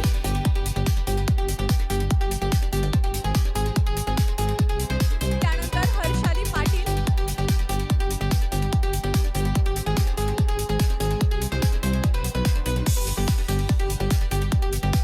अथर्व कोळेकर,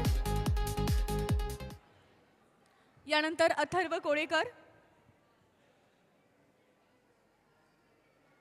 सिद्धांत वाघ. तुमच्या टाळ्या कमी पडतात अहो, भूक लागली आहे का तुम्हाला? सिद्धांत वाघ,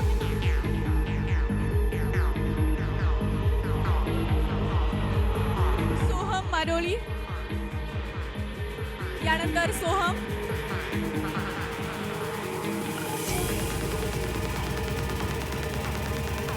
प्रतीक्षा ढोले, प्रतीक्षा ढोले, यानंतर संवेदना राठोड.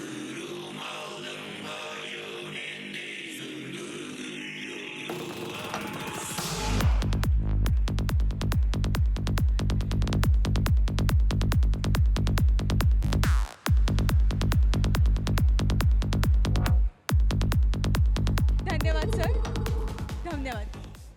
खरं तर आपण मगाचपासून इतका सुंदर असा प्रयास अकॅडमीचा हा इव्हेंट सगळेजण एन्जॉय करतोय, पण आपण सगळेजण इथं व्यवस्थित पद्धतीनं हा इव्हेंट बघतोय. या पाठीमागं पंचरत्न आहेत बरं का प्रयासची. किती रत्न आहेत? पंचरत्न. गेल्या अनेक दिवसापासून आदरणीय शिरीष कुंभार सरांना ही पंचरत्न मदत करतायत आणि या व्हॉलंटियर्सचा सत्कार घेणं इथं अगदी महत्त्वाचं आहे. तर मी स्टेजवरती बोलवते स्वरूप कुदळे, आशुतोष पोटे, सम्राट शिराळे, समर्थ खुराडे आणि अथर्व कलगुटगी. आणि मी सरांनाही विनंती करते की आपणही स्टेजवरती यायचंय.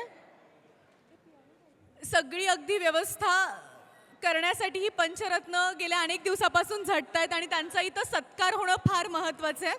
स्वरूप, आशुतोष, सम्राट, सार्थक आणि अथर्व, आपण एकदा जोरदार टाळ्या ह्या पंचरत्नांसाठी, आपल्या प्रयासच्या पंचरत्नांसाठी वाजूयात. आशुतोष पोटे, सम्राट शिराळे, सार्थक आणि अथर्व आणि अगेन स्वरूप. आपल्या प्रयास अकॅडमीच्या माध्यमातून आपण एक कॉम्पिटिशन घेतली होती इन्स्टा रील्सची आणि त्या कॉम्पिटिशनमध्ये जास्तीत जास्त लाईक म्हणजे एज्युकेशन रिलेटेड ही कॉम्पिटिशन होती आणि यामध्ये सम्राट शिराळे या विद्यार्थ्याला त्या इन्स्टा पोस्टवर जास्तीत जास्त लाईक मिळालेत आणि तो विनर झालाय. आदित्य जाधव या कॉम्पिटिशनचा रनरअप. Thank you so much. आणि यानंतर आपल्या या प्रयास अकॅडमीचा विद्यार्थी आदित्य आपल्यासमोर पियानो प्ले करणार आहे. मी आदित्यला विनंती करते.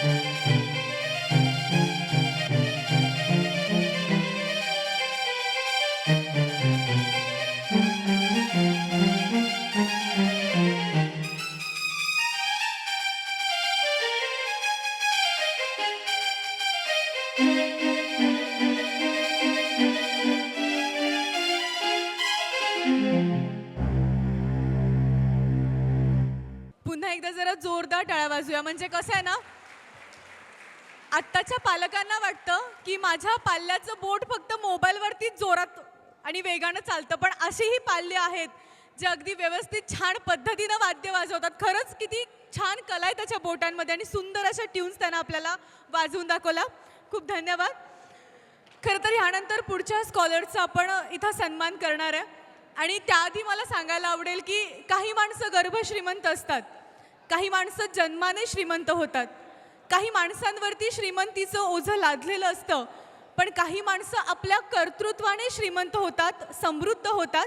आणि याचं उत्तम उदाहरण म्हणजे आपले मेंटॉर, आपल्या प्रयास अकॅडमीचे डायरेक्टर आदरणीय शिरीष कुंभार सर. एकदा जोरदार टाळ्या सरांसाठी वाजवत. खरं तर आज प्रत्येकाला 9 ते 5 चांगली नोकरी करायची आहे, पण अशी खूप कमी लोक असतात जी चांगली नोकरी टाळून आपल्या सांगलीमध्ये, सांगलीतल्या मातीमध्ये चांगले विद्यार्थी घडावे यासाठी प्रयास करत असतात. आणि त्या प्रयासाचं खूप सुंदर असं उदाहरण प्रयास अकॅडमीमध्ये झालं. तर वेळ न घालवता मी सरांना विनंती करते की आपण स्टेजवरती या आणि जोरदार टाळ्यांच्या गजरामध्ये सर स्टेजवरती येतील. पुढच्या विद्यार्थ्यांचं नाव घेते. आपल्या प्रयास अकॅडमीचे स्कॉलर टॉपर्स विद्यार्थी. गेल्या मगाचपासून आपण सगळ्या स्कॉलर्सचा इथं सन्मान करतोय.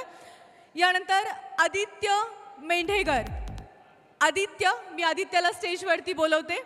नीटचा त्याचा स्कोर 720 पैकी 665 आहे. जरा जोरदार टाळ्या वाजवा आदित्यसाठी.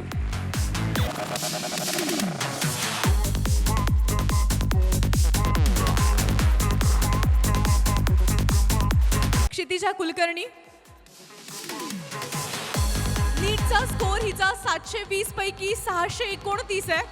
जोरदार टाळ्या वाजव्यात क्षितिजासाठी. यानंतर पूर्वा बरगाले. पूर्वा बरगाले. पूर्वानं देखील नीटमध्ये घवघवीत यश प्राप्त केलेलं आहे. पूर्वासाठी देखील आपण जोरदार टाळ्या वाजवूयात. रोहन निकम. रोहन निकम. रोहन निकम. यानंतर अभिजित मदने. रोहनचे पालक आले असतील तर त्यांनी कृपया स्टेजवरती यायचे. यानंतर अभिजित मदने. अभिजित मदनेचे पॅरेंट्स आले असतील तर स्टेजवरती या. ठीक आहे. अद्वैत कुंभार. 98.6 मार्क्स त्याने मिळवलेत. यानंतर प्रथमेश पाटील. प्रथमेश पाटीलचे जर पॅरेंट्स आले असतील तर कृपया स्टेजवरती या. ओमकार हरणे. ओमकार हुरणे. ओमकारचे मार्क 98.99. 98%. जोरदार टाळ्या झाल्या पाहिजेत. यानंतर रुजुल शिंदे. रुजल शिंदे.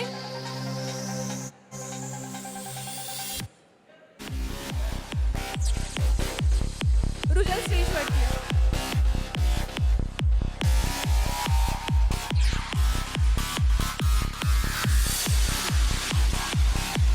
यानंतर श्रेयन बर्डे. श्रेयन. श्रेयन बर्डे.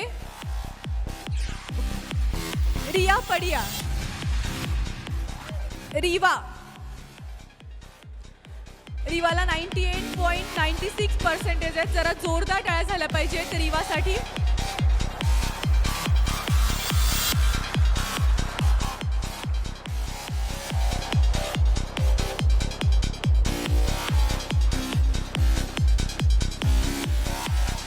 यानंतर श्रेयस पाटील. श्रेयस पाटील आणि व्हिडिओ प्ले होणार आहे श्रेयससाठी. इथं उपस्थित असलेले विद्यार्थी आणि पालक आणि आम्हाला आमंत्रण करून घेतलेले कुंभार सर आणि त्यांची टीम, त्यांचा पहिला एक आभार मानते. आणि आता मी श्रेयस अर्जुन पाटील याची आई आहे आणि आमचं गाव कवटेमंकाळ आहे. श्रेयस 1 ते 7 पर्यंत घोरपडी शाळेला होता आणि नंतर 8 ते 10वी पर्यंत तो SM ला होता कवटेमंकाळमध्ये. मग 10वी झाली. आता नंतर काय करायचं, 11वी 12वीला कुठं घालायचं. तर मग आता काय हे प्रयास अकॅडमी सुचवली, त्याच्या मित्राकडून कळालं मग तिथं आम्ही ॲडमिशन घेतलं. मग नंतर 12वीला रिपीटर घेतल्यामुळं तो राहिला इथं. मग रूम घेतली. मग हॉस्टेलचं पण बघितलं. मग आता सरांबद्दल सांगायचं म्हटलं तर सरांचं एवढं लक्ष होतं की तो प्रेझेंट आहे का नाही तेवढंसुद्धा त्यांनी फोनवर सांगायचे. परत मार्क्स किती मिळाले, त्यांची आठवड्याला टेस्ट असायच्या 2 आणि तिथंसुद्धा त्यांचं बारकाईने लक्ष असायचं. आणि एवढं मात्र सरांचं सांगायला म्हणजे फार आनंद वाटतोय की त्यांनी शेवटपर्यंत टेस्ट छान घेतल्या आणि सरांचा स्वभाव इतका छान की मुलांना अगदी मिळून मिसळून सांगणं म्हणा, त्यांची टीम म्हणा, सगळं व्यवस्थित होतं. आणि इथलं वातावरण पण छान होतं. त्यामुळं मुलांना असं वाटतच नव्हतं की आपण कुठंतरी आपण असं राहिलोय, अभ्यास कसा करायचा. सर वैयक्तिक जरी त्यांना भेटायला गेलं तरी सरांचं असं असायचं की म्हणजे समजावून सांगायचं. आता आम्ही जरी भेटलो तरी त्यांनी असं करायचं आहे, असं करायला पाहिजे, त्यांनी सांगत होते. मग आता यशला आता CET झाली, जेईला त्याला छान पडले, 96% पडले. आणि आता CETला तर मग छानच, पहिल्यापेक्षा त्याला 97.65 पडले. मग आता छान म्हणजे एकदम त्यानं स्कोरच मारलाय. मग आता एवढंच सांगतो की कुंभार सरांना आमच्या मुलांची छान प्रगती घेतली आणि आता इथून सुद्धा मुलं त्यांच्याकडून छान भरपूर त्यांची अकॅडमी चांगली चालावी आणि उत्तरोत्तर म्हणजे त्यांची प्रगती चांगली व्हावी, अकॅडमी मोठी व्हावी. सरांना धन्यवाद देते की या मुलांचं चांगलं करून घेतल्याबद्दल. आणि सरांना पुन्हा एकदा सगळ्यांना मी अभिनंदन करते, सरांचं.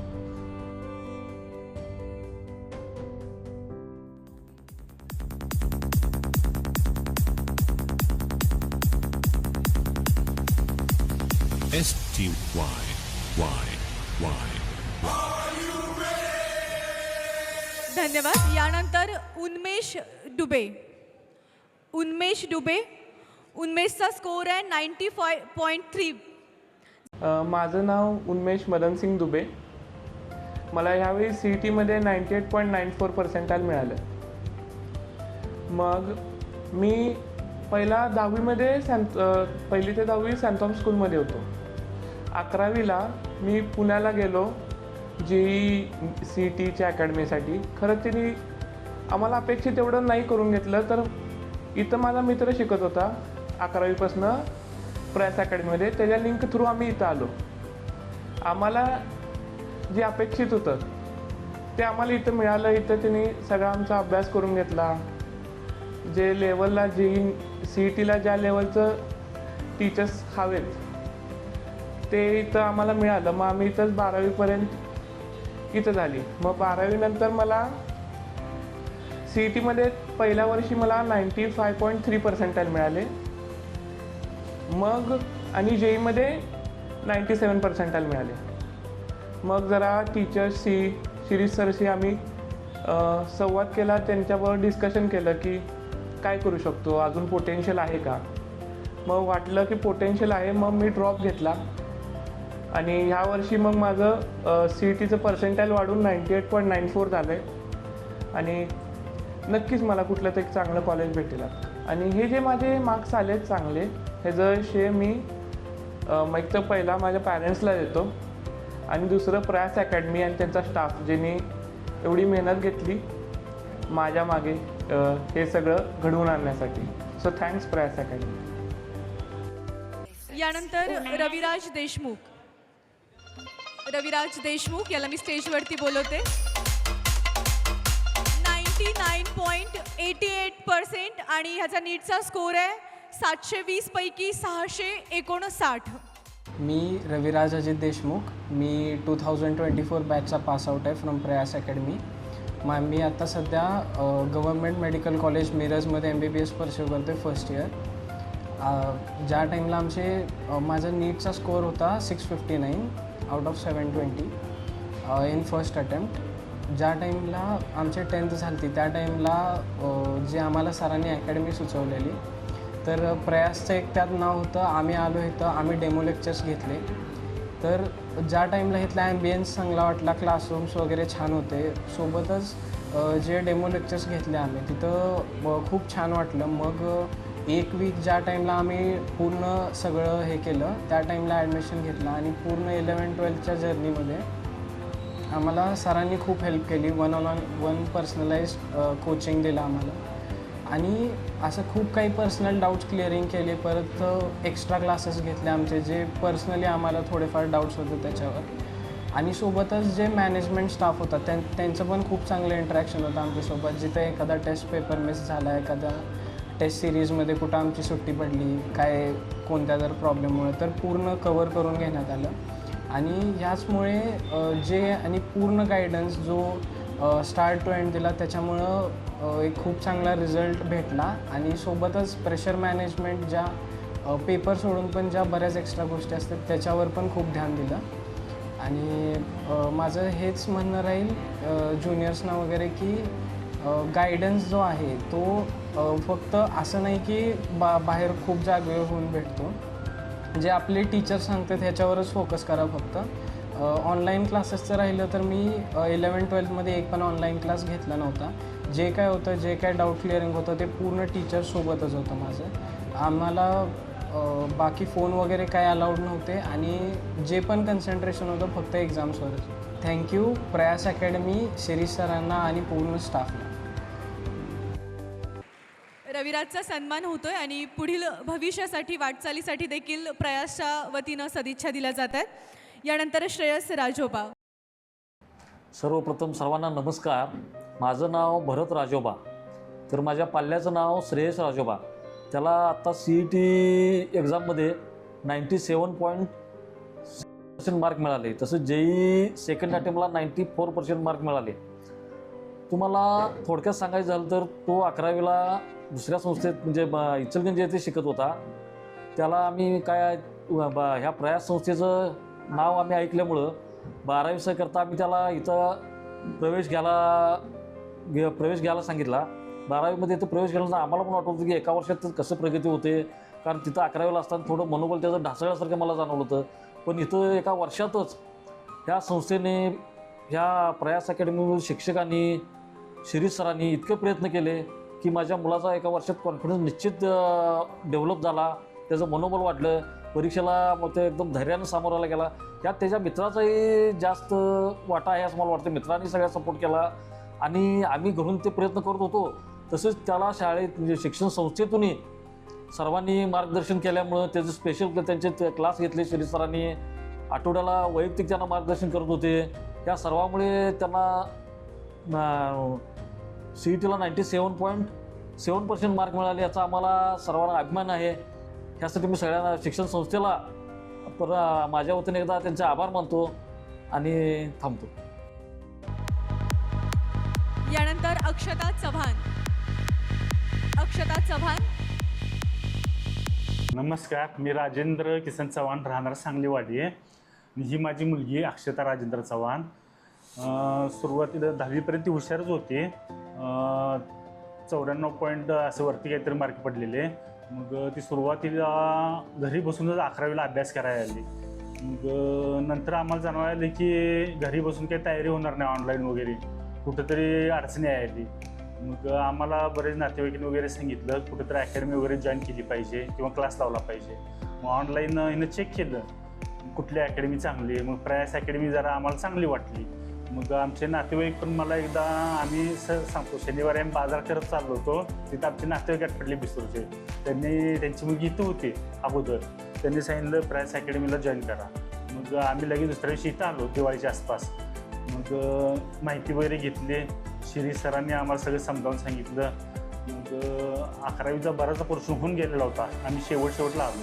11वीची सगळी मागची आमची तयारी करून घेतली. अक्षताची नोट्स वगैरे दिल्या, प्रिंटा काढून दिल्या. मुलींनी पण तिथले सहकार्य केलं. लिहून दिलेला अभ्यास वगैरे, नोटबुक वगैरे सगळ्या घरी दिल्या किंवा झेरॉक्स वगैरे काढायला.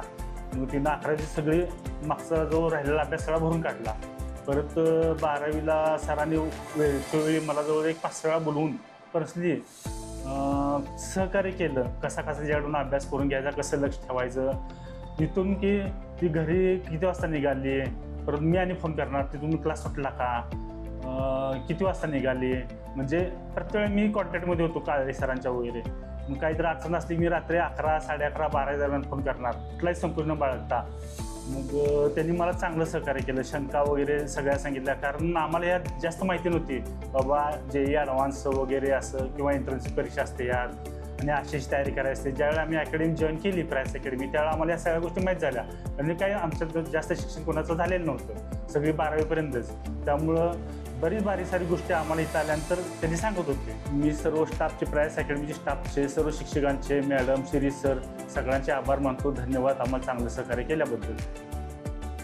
धन्यवाद. अक्षता चव्हाण हिचा आपण प्रयास अकॅडमीच्या वतीनं सन्मान करत आहोत. यानंतर विनीत पाटील. नमस्कार. मी संजय पाटील, विनीतचे वडील. मी अर्चना पाटील, विनीतची आई. हां, माझा मुलगा विनीत इयत्ता 10वीमध्ये शांतम स्कूल सांगली इथं शिकत होता. सांगलीत 10वी झाल्यानंतर त्याची 11वी आणि 12वीसाठी आम्ही प्रवेशासाठी अकॅडमी शोधत होतो. त्याला पुढच्या करिअरच्या दृष्टीने एखादी चांगली अकॅडमी आम्ही शोधत होतो. शोधत असताना आम्हाला बऱ्याच लोकांनी ही अकॅडमी सजेस्ट केली की प्रयास अकॅडमी म्हणून सांगलीत एक अकॅडमी सुरू झालेली आहे आणि तुम्ही तिथं बघा. पूर्वी ह्याच्या आधी प्रयास अकॅडमीमध्ये यायच्या आधी आम्ही बऱ्याच अकॅडमी बघितल्या की ज्या वेल नोन आहेत, ह्याच्या आधी नावाजलेल्या आहेत, त्यांच्याकडे जाऊन आलो. पण आमचा निर्णय असा झाला की सरांशी भेटल्यानंतर, शिरीष सरांशी भेटल्यानंतर मुलाखत झाली शिरीष सरांची, तेव्हा आमचा निर्णय असा झाला की आपल्याला इथंच ॲडमिशन घ्यायचं आहे.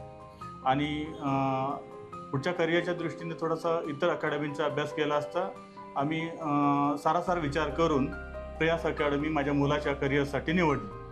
त्याच्यानंतर 11वीला त्याला प्रयास अकॅडमीमध्ये ॲडमिशन घेतलं. 11वीला तो सोयीस्कर होता, म्हणजे बऱ्यापैकी त्याचं टॅलेंट होतं. त्याला आम्ही प्रयास अकॅडमीमध्ये ॲडमिशन घेतलं. 11वीचं त्याचं वर्ष रेग्युलर वर्षाप्रमाणे गेलं, शैक्षणिक वर्षाप्रमाणे गेलं. तो त्याचं टॅलेंट असताना त्याला टॅलेंटला कधी वाव मिळाला नाही. पण इथं अकॅडमीत आल्यानंतर, प्रयास अकॅडमीत आल्यानंतर त्याला असं टॅलेंटला थोडासा वाव मिळाला. त्याच्या शिरीष सरांनी आणखीन त्याच्या बाकीच्या स्टाफने त्याच्यावर मेहनत घेतली. त्याचे रिझल्ट्स चांगले मिळाले 11वीला आणि 11वीचं शैक्षणिक इयर त्याचं चांगलं गेलं, अकॅडमिक इयर. त्याच्यानंतर त्याचं 12वी चालू झालं. 12वीला आपण अभ्यास केला, त्यांनी चांगले मार्क्स मिळाले. सरांनी त्यांच्याकडं अपेक्षा ठेवून होते. सरांनी त्यांच्यासाठी भरपूर प्रयत्न केले आणि काम करत असताना, अभ्यास करत असताना थोडी चांगली त्यांची शैक्षणिक प्रगती झाली. त्याचं श्रेय शिरीष सरांनी त्यांच्या स्टाफला जातं. धन्यवाद. विनीत पाटील 98.36%. यानंतर जय सावळवाडे. जय सावळवाडे याला मी स्टेजवरती बोलवते. 98.94%. मी धन्यकुमार अनिल सावळवाडे. माझा चिरंजीव जय धन्यकुमार सावळवाडे, त्याच्याबद्दल आज बोलण्यासाठी, त्याच्याबद्दल माहिती मी तुम्हाला, जे आम्हाला जे वाटलं, आम्हाला जे फिलिंग झाली म्हणा, किंवा आम्हाला जे आम्ही सगळं लक्षात आलं किंवा आम्ही सगळं केलं, तर 10वीला हा सामान्य मुलांच्यासारखाच असा काय टॉपर नव्हता किंवा हे 88 किती 95%, 97%. ज्यावेळी ह्याची 10वी संपत आली आणि ज्यावेळी 11वीला ॲडमिशन घेण्याचा विषय ज्यावेळी सुरू झाला, त्यावेळी उंटवाले सर आणि हे कुंभार सर यांनी सगळे येऊन आम्हाला सगळं समजावून सांगितलेलं. तर समजावून त्यांनी सांगितलं आणि आम्ही समजावून घेतलो. ह्याच्यापेक्षा महत्त्वाचं हे होतं की आम्हाला जे माहीत नव्हतं ते यांनी सर्व सांगितलं. पुढच्या सगळ्या गोष्टी झाल्या की IIT म्हणजे काय, किंवा ते राजस्थानमधलं मोठं कॉलेज आहे, मुंबईमधलं मोठं कॉलेज आहे.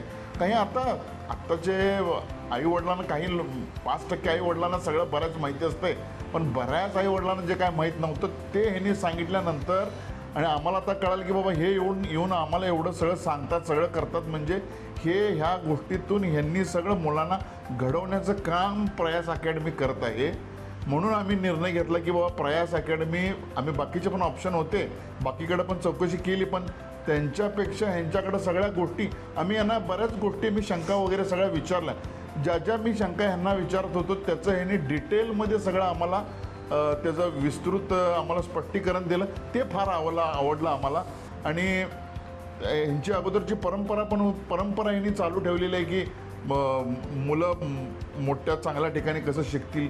मी त्यांना सांगितलं की बा आमचा पण मुलगा किंवा बाकीचे जे टॅलेंट होत जातील ते सगळे ह्या बाजूनं सगळं जायला पाहिजेत. आज यांची सगळी मुलं जवळजवळ इंजिनिअरिंगला पास होऊन त्यांच्या अभ्यास केलेल्या कॅटेगरीनुसार ते आपापले सगळे ॲडमिशन घेत आहेत आणि पुढं आयुष्यात सरकत आहेत. प्रयास अकॅडमीमध्ये हा 11वी 12वी शिकत असताना आम्ही निर्णय घेतला की प्रयास अकॅडमीमध्ये का जायचं. तर आम्ही सगळीकडे चौकशी केल्यानंतर आम्हाला हे फार म्हणजे ह्याने डिटेल्समध्ये सगळं सांगता. आणि कुंभार सर तिकडं पाटामध्ये सगळं त्यांचं सगळं एवढी मोठी संधी असून त्यांनी इथल्या मुलांच्यासाठी मी तर असं म्हणेन की वाहून घेतलं आहे. ह्या धर्तीवर आम्ही त्यांना सगळे प्रश्न विचारून त्याचे आम्हाला समाधानकारक उत्तर मिळाल्यानंतर आम्ही त्यांना प्रयास अकॅडमीमध्ये गाठलो. 11वीला चालू केल्यानंतर कधी कधी एखाद्या दिवशी मी त्याला विचारणार, अरे आज का चाललास तू प्रयास अकॅडमी? तर नाही पप्पा मला आज पण यावं लागते. त्यांनी फक्त फोकस मुलं टॅलेंट कसे होतील, मुलांचा जास्तीत जास्त वेळ शिकण्यात कसा जाईल, ज्याच्या संगतीत जातो तसा मुलगा होतो. तसं यांनी फक्त प्रयास अकॅडमी फक्त मुलांना अभ्यासाची संगतच लावली. आणि त्याच्या व्यतिरिक्त जर आणखीन सांगण्यासारखं काय असेल तर त्याच्या व्यतिरिक्त इथं इतकं स्ट्रिक्टली त्यांच्याकडून बाहेरचं वागणंसुद्धा होतं की एक दिवस मी काही मुलं बाहेर बोलताना करताना सुद्धा कधीसुद्धा आम्हाला दिसले नाहीत. एखाद्या दिवशी जर म्हणजे आमचा एक दिवस जरा इकडच्या बाजूला बाहेर मी त्याला आणायला जात असताना एक दिवस मला वेळ झाल्यानंतर दुसऱ्या दिवशी सरांनी मला बोलवून सांगितलं, तुम्ही अगदी वेळेवर त्याला आणायला येत जावा आणि तो शाळा म्हणजे हे कॉलेज सुटल्यानंतर बाहेरच्या एरियामध्ये इकडं तिकडं जायला नको. म्हणजे मी त्यावेळी विचार केला की किती उच्च विचारानं हे सगळे यांनी केलं आहे आणि त्याचा परिणाम बरोबर त्याच्या अभ्यासावर होऊन तो अभ्यास करायला शिकून नवीन सगळ्या गोष्टी शिकून त्याच्यातलं टॅलेंट हेरून त्यांनी तो अभ्यास करून त्याला इतके मार्क पडले. माझं नाव जय धन्यकुमार साववाडे. 10वीपर्यंत मला अभ्यासात काही इंटरेस्ट नव्हतं. ज्यावेळेस मी प्रयास अकॅडमीमध्ये ॲडमिशन घेतलं त्यावेळी पण मला JEE आणि CETबद्दल काही आयडिया नव्हती. ज्यावेळी श्री सरांनी मला एक्झाम जे पण JEE आणि CETबद्दल इन्फॉर्मेशन दिली त्यावेळेस मला पहिल्यांदा समजलं की JEE आणि CET काय असतं, कोणत्या कॉलेजेसच्या ॲडमिशनसाठी असतं. ज्यावेळेस मी ते ॲडमिशन घेतलो जे पण सर मला सांगत होते ते ऐकून मला मोटिवेशन आलं. मग जसं पुढं जात गेलं 11 नंतर मी थोडं डिस्ट्रॅक्ट झालो, मोबाईल वगैरे जास्त वापरत होतो. ज्यावेळेस पण सरांना वाटले की मी ज्या ट्रॅकवर नाही आहे बरोबर, तर दरवेळेस श्री सरांनी मला समजवलं की जे मी करत आहे ते चुकीचं आहे आणि काय करायला पाहिजे हे पण दरवेळेस सांगितलं. श्री सरांनी जे पण एव्हरी वीकमध्ये टेस्ट सिरीज घेतले आणि जे सिलेबस टाईमली कंप्लीट केलं त्यामुळेच मला खूप फायदा झाला. आणि ज्यावेळी पण मला कोणत्याही टॉपिकमध्ये प्रॉब्लेम होतो त्यावेळी श्री सर पर्सनली बसवून जे पण प्रॉब्लेम होतं ते सगळं सोडवून घेत होते. जे पण आता ॲडमिशन घेणार आहे त्यांच्यासाठी प्रयास अकॅडमी एकदम बेस्ट आहे. इथं स्टुडंट्सवर त्यांनी एकदम फोकस देऊन लक्ष देतात. जर तुम्ही जे पण सर सांगताय ते एकदम नीट ऐकून जर सरांच्या अकॉर्डिंग अभ्यास केलं आणि जे सर सांगतात ते फॉलो केलं तर तुमचं रिझल्ट येणं हे एकदम नक्की आहे. धन्यवाद. जय सावळवाडे 98.94% आपण आत्ताच त्याची डॉक्युमेंटरी बघितली.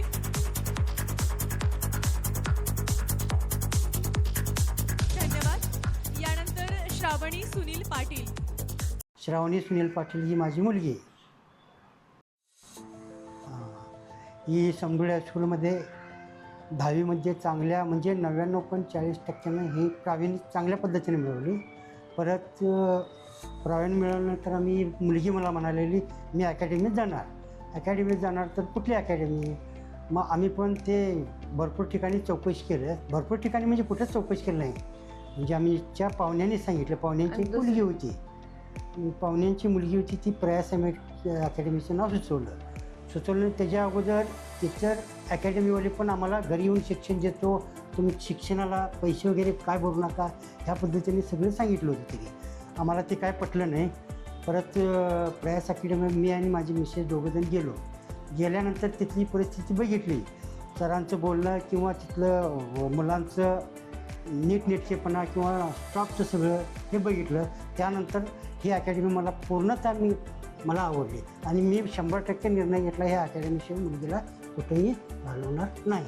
इतर अकॅडमीवाले त्यांना नाही म्हणून सांगितलं. आमच्या मुलगीला टक्केवारी चांगली असल्यामुळं आम्हाला भरपूर अकॅडमी थ्रू असं म्हणजे तुम्हाला शिक्षण मोफत देतो असं सांगितले होते. पण आमचे जी कोमल सबरद म्हणून जी आमची नातेवाईकांची मुलगी इथं शिकली होती, तिचा अनुभव इथला चांगला होता. त्यांच्या घरच्यांचा पण अनुभव आम्हाला चांगला आहे अकॅडमी असं मिळाल्यामुळे आम्ही शेवटी निर्णय घेतला की प्रयास अकॅडमीलाच ॲडमिशन घ्यायचं.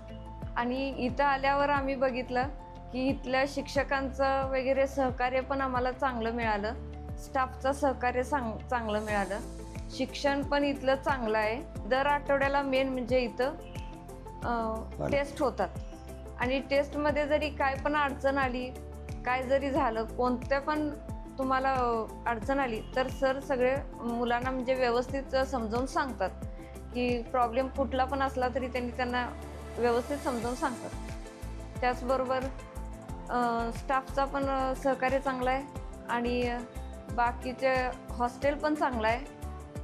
हॉस्टेलमध्ये मुलींच्यासाठी हॉस्टेल आहे ते पण चांगलं आहे. रेक्टर मॅडम देखील तिथल्या चांगल्या आहेत. त्यांनी पण आमच्यापेक्षा जास्त मुलींच्या ते काळजी घेतात. आई वडिलांच्यापेक्षा पण जास्त काळजी सगळी मिळून घेतात.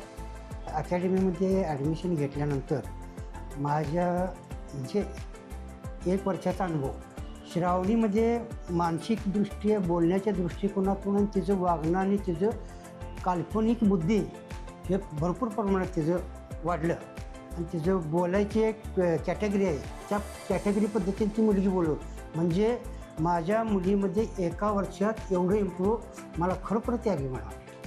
ज्यावेळेस श्रावणीला काही प्रॉब्लेम आला त्यावेळेस सरांनी तिला व्यवस्थित गायडन्स दिलेला आहे आणि ते सरांच्या योग्य गायडन्समुळं ती न खचता पुन्हा अगदी जोशानं जे उभी राहिली. Thank you so much. श्रावणी पाटीलचा सन्मान केला जातोय. 99.3%.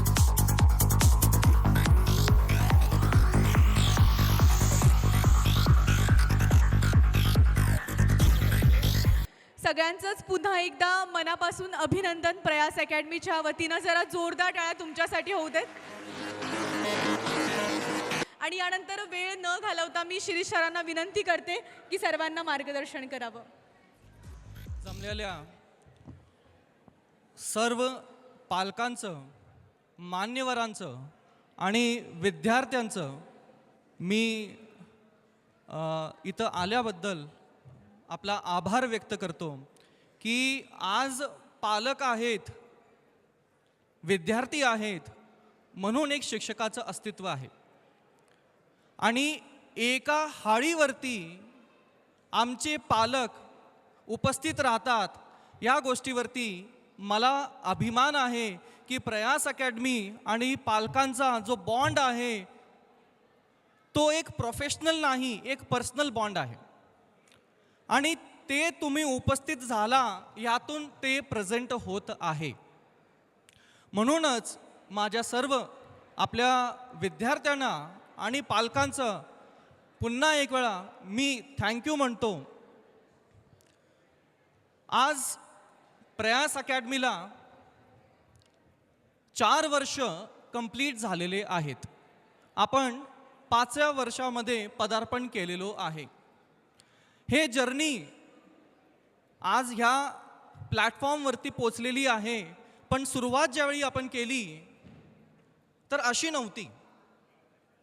ज्यावेळी आपण सुरुवात केली तर पहिल्या बॅचमध्ये इफेक्टिव्हली मात्र 17 विद्यार्थी होते, 17 स्टुडंट्स.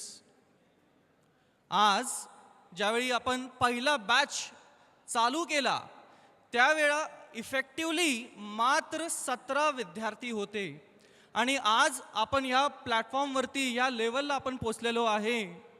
तर हे फक्त माझ्या एकट्याचं श्रेय नाही.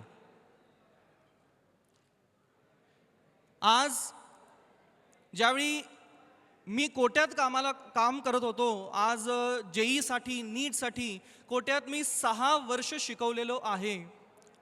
अँड त्यावेळी भरपूर अशी पालक मला भेटायचे की सर तुम्ही कुठल्या क्षेत्रातलं, की आज महाराष्ट्रामधून भरपूर पॅरेंट्स आज कोट्यात पोचतात आणि त्यावेळी ते पॅरेंट्स मला भेटायचे की सर तुम्ही कुठून आहेत, नाव शिरीष कुंभार म्हणलं, क्लासमध्ये ओळख झाली तर ते त्या संबंधित पॅरेंट्स आपल्याला भेट द्यायचे. मग त्यातून थोडंसं माझं हे बॉन्ड स्ट्रॉंग झाला की माझाही विचार झाला की आज माझ्या गावात जाऊन मला पुन्हा आपल्या विद्यार्थ्यांसाठी काम करायचं. मग मी निर्णय घेतला 2021मध्ये की प्रयास अकॅडमी या नावानं आपण एक प्लॅटफॉर्म देऊ ज्यामध्ये आपण विद्यार्थ्यांना हे सर्व कॉम्पिटिटिव्ह एक्झामिनेशन म्हणजे जेई, नीट आणि CETसाठी तयारी करून घेऊ. तर ज्यावेळी पहिल्या बॅचमध्ये 17 विद्यार्थी होते आणि आज तुम्ही बघितला तर तो डिफरन्स फार मोठी जर्नी आहे आणि 2 मिनिटात 5 मिनिटात ते सांगता येणार नाही, तरीसुद्धा शॉर्टमध्ये तुम्हाला मी सांगण्याचा प्रयत्न करतो की आज सर्वात आधी ज्यावेळी प्रयासबद्दल मी विचार केला तर ह्या पाठीमागं माझं मनोबल वाढवण्यासाठी माझे नातेवाईक श्री सचिन कुंभार साहेब जे ऑडियन्समध्ये आत्ता आहेत पण त्यांचा फार मला मनोबल वाढवण्यासाठी काम होतं. अँड त्यांचा जर सपोर्ट नसता तर मी या ठिकाणापर्यंत पोचण्यासाठी मला फार अवघड झालं असतं. तसंच आपले संजय सावळवाडे सर माझे मित्र, आपले सचिन सरांच्या रेफरन्सनेच माझं त्यांची ओळख झाली आणि आज कुठल्याही परिस्थितीमध्ये, कसल्याही परिस्थितीमध्ये, कसलीही अडचण असू दे, कसलीही मला ॲडवाईसची गरज असेल, मला जर सल्ला हवा असेल तर विद्यार्थी माझ्यापाशी येतात आणि मी सरांच्यापाशी जात असतो. मग सरांनी भरपूर सांगलीमध्ये आज MPSC आणि UPSCमध्ये भरपूर विद्यार्थी घडवलेले आहेत आणि त्यांच्या अनुभवाचा 100% मला ह्या गोष्टीला आज प्रयास अकॅडमीला लाभ होत असतो. म्हणून संजय सावळवाडे सरांचं मी आभार व्यक्त करतो. आपण ज्यावेळी सुरुवात केली तर Narayan Untwale sir, professor Narayan Untwale sir यांचाही साथ मला लाभला आणि आज त्यांच्या घरातच लग्न असल्यामुळे त्यांनी उपस्थित नाही आहेत. आजसुद्धा त्यांचा मला गायडन्समध्ये कधीही प्रॉब्लेम येत नाही. आज मला काही अडचण आली तर पहिला संजय सर आणि आपले उंटवाले सरांचा मला गायडन्स आजसुद्धा मला लाभतोय, ह्यासाठी माझं सौभाग्य आहे. तसेच सर्व प्रयास अकॅडमीची टीम, आपला टीचिंग स्टाफ, टीचिंगचे आपले faculties, Murari sir, Sachan sir आणि अमित सर, त्यांचाही मी आभार व्यक्त करतो की त्यांनी माझा मनोबल वाढवण्यासाठी भरपूर पाठीमागं जे आपल्या सर्व गोष्टी चालत असतात त्यामध्ये भरपूर त्यांचा सहकार्य राहतो आणि राहणार पण. माझे पालकांचा मला आभार व्यक्त करायचा आहे की त्यांनी मला एवढी चांगली शिक्षण प्रोव्हाइड केलं की आज ज्या बॅकग्राऊंडमधून मी येतो, माझ्या वडिलांचा व्यवसाय आहे सोना चांदी संबंधित, जसं गलाई संबंधित जे व्यवसाय आहे आणि त्या व्यवसायासंबंधित त्यांनी राजस्थान कोटामध्ये होते आणि त्याच मुळे मला एक असा प्लॅटफॉर्म मिळाला की कोटा, तुम्हाला माहीत आहे की आज आपल्या जेईसाठी आणि नीटसाठी पूर्ण भारतामध्ये सर्वोच्च ठिकाण त्या सिटीचं आहे. आणि ह्याच उद्देशानं ज्यावेळी मी कोट्यात आपला अभ्यासक्रम 1ली ते 12वीचा कंप्लीट केला आणि त्यानंतर मला आज IITमध्ये ज्यावेळी मेरिटप्रमाणे ॲडमिशन मिळालं, तो जो पूर्ण सुरुवातीचा जो अभ्यासक्रमचा जो काळ आहे त्यामध्ये माझ्या पालकांचा भरपूर मोठा वाटा आहे. आज प्रयास अकॅडमीची जे फेस आहे 100% आता पॅरेंट्स पण बोलले की कुंभार सर असे वगैरे वगैरे, पण आज आपला जो स्टाफ आहे म्हणजे आपले Vikas sir, Pramod sir, Sanjay Sawwade, Sanjay Walikar sir, Dhanashree madam, Ganesh sir, या सर्वांचाही मला अभिमान आहे की एक स्ट्रॉंग टीम ज्याच्या व्यतिरिक्त हे सर्व कधीसुद्धा शक्य नाही. म्हणजे आज ज्या लेवलला आपल्याला काम करायचं आहे तो एक व्यक्ती करू शकत नाही. आज एवढी स्ट्रॉंग टीम माझ्या पाठीमागं उभा आहे, म्हणूनच आपल्याला तुमच्या समोर प्रेझेंट झालेली होती. तर श्रावणीचं गाव समडोळी. समडोळीमध्ये मी 2021ला सेमिनार घेतलेलं होतो, शाळेत सेमिनार घेतलेलं होतं. सेमिनार घेतला आणि त्याच्यानंतर मुलांना आपल्याबद्दल भरपूर माहिती दिली आणि त्यांना ते योग्य पण वाटली. आणि त्यानंतर कोरोना आल्यामुळे, सेकंड वेव्ह आल्यामुळे तो सर्व जो सेमिनारचा तो संपर्क होता तो पूर्ण झिरो झाला. म्हणजे मी कमीत कमी त्यावेळी 2021मध्ये 50 ते 60 सेमिनार घेतलो आणि 30 मार्चच्या आसपास मला वाटते सेकंड वेव्ह ज्यावेळी एवढी स्ट्रॉंग झाली की ते लॉकडाऊन झाले. आणि तो जो आपला जनसंपर्क, लोकांना माहिती आपली मिळालेली, ते लोक आपल्यापर्यंत पोहोचू शकले नाही. आणि ह्यामुळे भरपूर गोष्टीवरती ताण तयार झाला की आज एक सिस्टम रन करायचा असतो तर विद्यार्थ्यांची संख्या, विद्यार्थ्यांचं आपल्यापर्यंत पोचणं ते पण फार गरजेचं असतं. आणि कोरोनामुळे तो जो संपर्क होता तो संपून गेला.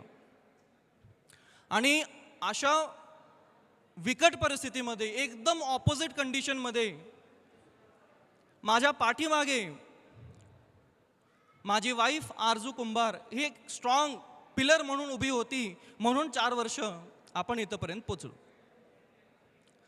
आज या प्लॅटफॉर्मच्या माध्यमातून जे पुढील 11वी आणि 12वी ह्या विद्यार्थ्यांना एक मोठा भाऊ म्हणून, काका म्हणून, मामा म्हणून, जे काय असेल ते, आज एक मोठा भाऊ म्हणून तुम्हाला हे सांगायचं आहे की तुम्ही फक्त माझे विद्यार्थी नाही. आज एवढा स्ट्रॉंग बॉन्ड आहे आपल्या विद्यार्थ्यांसोबत माझा की आज ह्या 2025मध्ये मी कमीत कमी 50 ते 60 गावामध्ये सेमिनार घेतलो. प्रत्येक गावात जे कोणी आपले पालक होते, सर मला असा सेमिनार घ्यायचा आहे, सर वेळ सांगा, तारीख सांगा,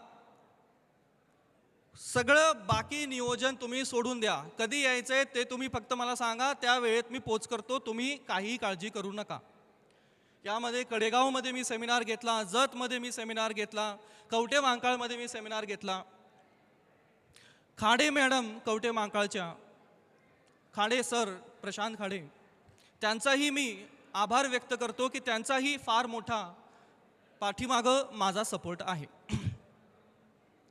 आज मग ज्यावेळी आपले हे विद्यार्थी माझ्यापाशी येतात तर एक टीचर म्हणूनच नाही, एक एवढा स्ट्रॉंग बॉन्ड आपला तयार होत असतो.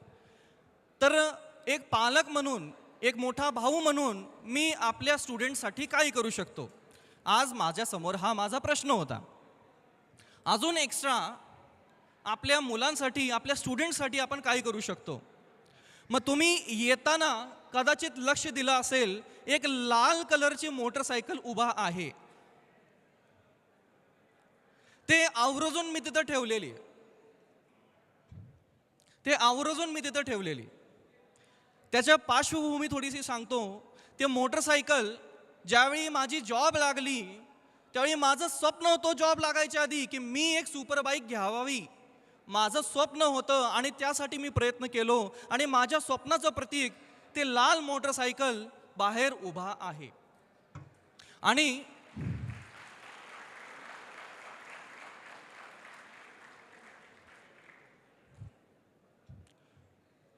ज्यावेळी हे स्वप्न निर्माण करायचं, स्वतःच्या पायावरती निर्माण करायचं, हे माझा उद्देश होता की आपण आई वडिलांच्याकडून अशा गोष्टीमध्ये खर्च करायचा नाही. माझं हौस आहे, मी स्वतः पुरवणार. ज्यावेळी माझी जॉब लागली पहिल्याच वर्षी मी ते सुपरबाईक घेतली. आता याचा दुसरा पाऊल काय? वेळेप्रमाणे वयाप्रमाणे माझं स्वप्न बदललंय.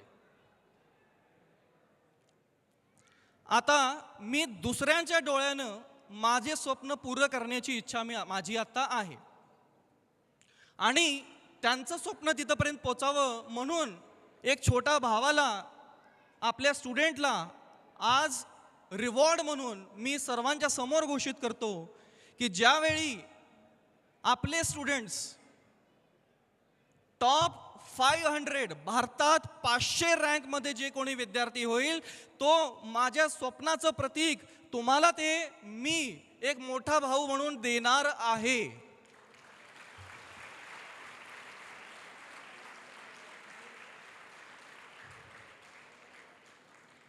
आज ज्यावेळी 10वी आपल्या विद्यार्थ्यांची पास होत असते त्यावेळी पालकांचं असते की अरे बाबा तू चांगला नंबर काढ, काही तुला वाटेल ते मोबाईल देतो, हे देतो, ते देतो. मग आज माझं मोठा भाऊ म्हणून पण एक कर्तव्य आहे आणि ते पार पाडण्यासाठी सगळ्यांच्या समोर मी व्यक्त झालो. सच दॅट की पालकांनाही माहीत झालं पाहिजे आणि विद्यार्थ्यांनाही माहीत झालं पाहिजे की आपला मोठा भाऊ आपल्या विद्यार्थ्यांसाठी काय करण्याच्या लेवलपर्यंत जाऊ शकतो. तसंच अजून पुढं जसे 500 रँकपर्यंत मी सांगितलोच, तसंच पुढं पण डिफरंट रिवॉर्ड कॅटेगरीज आहेत. ते सर्व ग्रुपमध्ये तुम्हाला शेअर केले जातीलच. याचप्रमाणे माझं मनोगत मी या ठिकाणी संपवतो. माझ्या पालकांचा, ज्यांनी हे जे प्लॅटफॉर्म तयार करण्यासाठी मला सपोर्ट केलेला आहे, त्यांचा पुन्हा मनपूर्वक आभार व्यक्त करतो आणि माझं मनोगत हे थांबवतो.